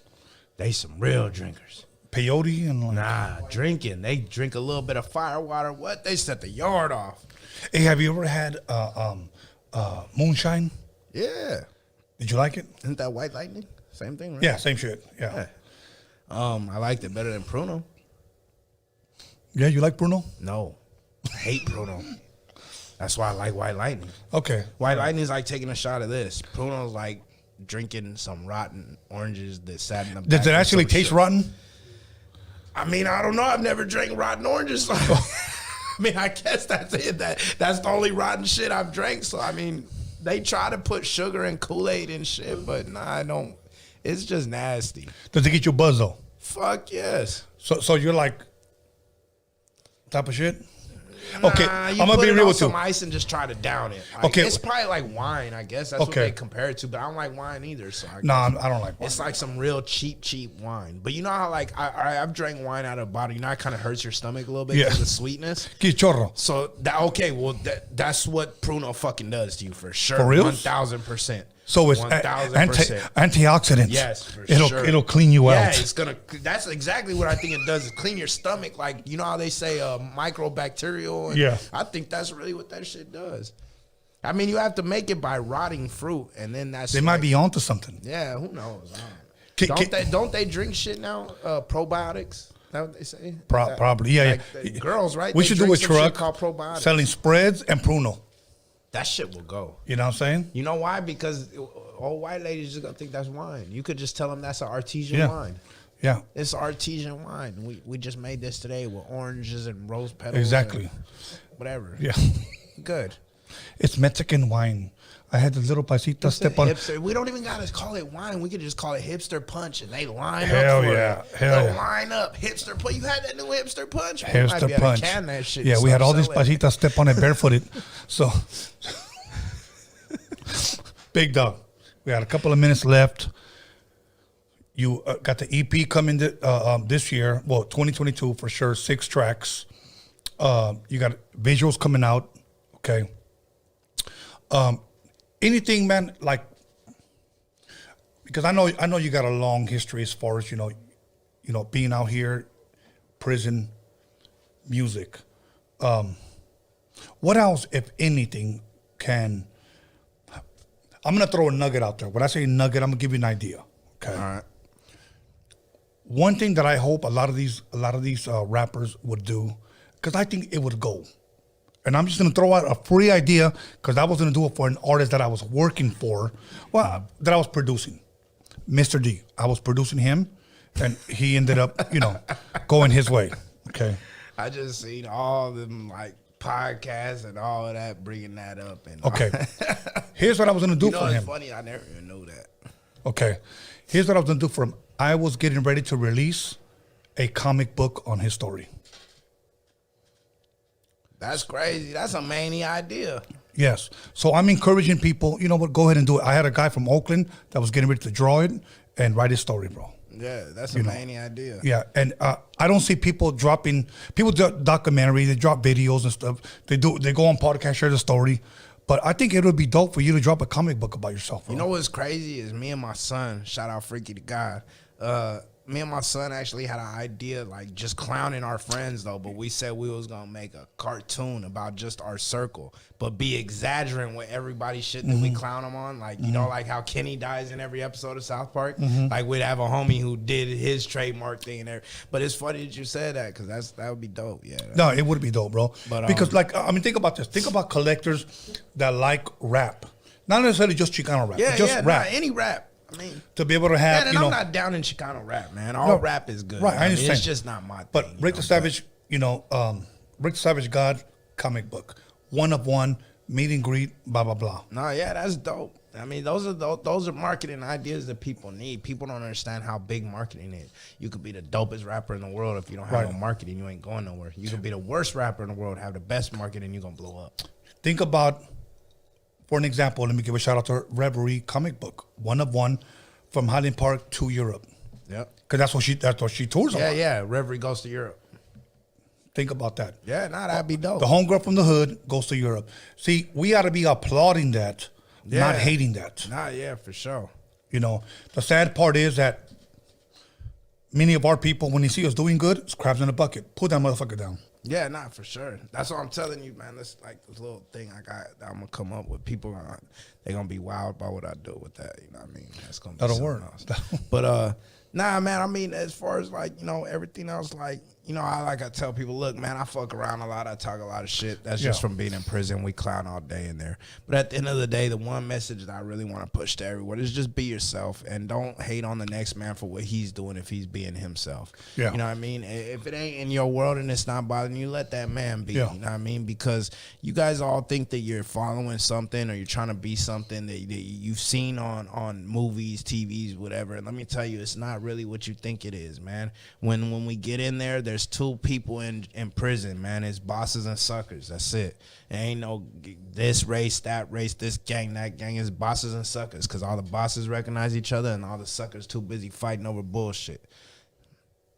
There it is there. Rick Savage God, thank you so much for coming through, giving me the honor and the pleasure to sit across from you. It's always a pleasure being with you, Tony. And this will not be your last time, and I promise you that. You know you're never going to just get a regular interview out of me. I know that. I'm always going to knock you off. Bro, even if you come over here and smoke your weed and drink a beer with me, we good. Oh, yeah. Man, we got some things coming, Tony. Absolutely, sure, Carnal. We locked in. At this time, you want to give any shout-outs, man? Yeah, man. Let me shout out my brother Richie making Moolah, Baby Bounce. Let me shout out the entire Grimy gang, everybody off of Grimy Records, especially Swifty Blue, the General. You know what it is. All my brothers for sure, man. My brothers, you know what I mean? Brothers over everything, you know what I mean? Mumu, Sosa, DJ, you know what I mean? You know what it is, 6-0, you know what I mean? Stick Clan, Hell Gang, Mozzie, June on the beat, 100P. Shout out Members Only Studio. I just want to let y'all know, if you need any studio time in LA and you want to get the coldest engineering mixing on your shit, professional sound, we got Mixed by Crook locked in with us over there. Members Only Studio, man. We doing block deals. We doing all that, man. It's really pushed by some people with a dream that came out the trenches. Shout out Ladiano, Cruz. My boy Chill Stellar, man, one of the coldest engineers in LA. Money Sign Sway, my artist Minx, my cameraman Shooters on Go. Man, there's too many people. I'm not going to take up Tony's time like this. Mafia, man, y'all too deep, man. Y'all know what it is, man. If I fuck with y'all, I fuck with y'all, man. Rest in peace to my little homie Champ. You know what I mean? BIP Champ, he just passed away. If y'all want to go ahead and pop out to the next car wash, it'll be on my story.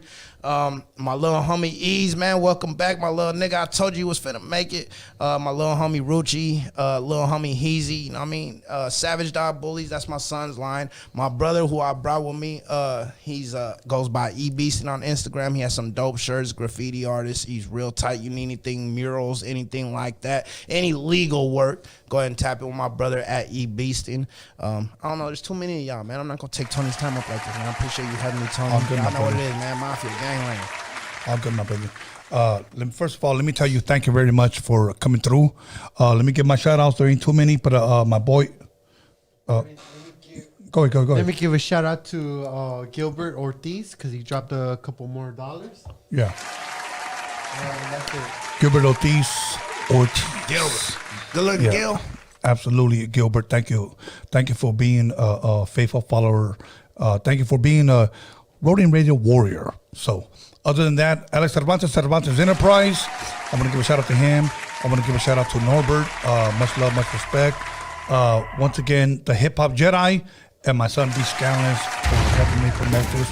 Other than that, Jeff Reyes, and I want to thank Erica from B&B Entertainment for hooking me up with Jeff Reyes. And also, once again, I want to give a shout out to Reverie for hooking me up once again with Rick the Savage God. So much love, much respect, Rick Savage God.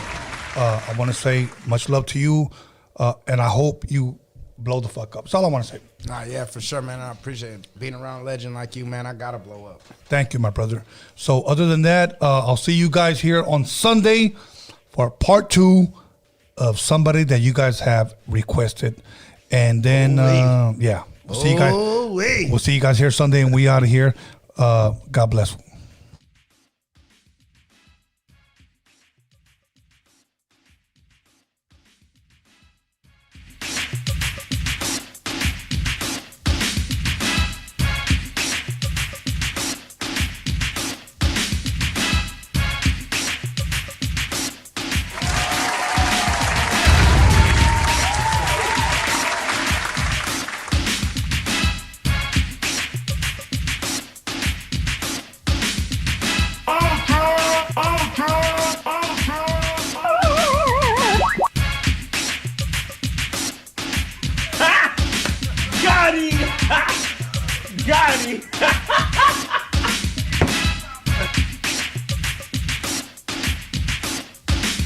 You got it.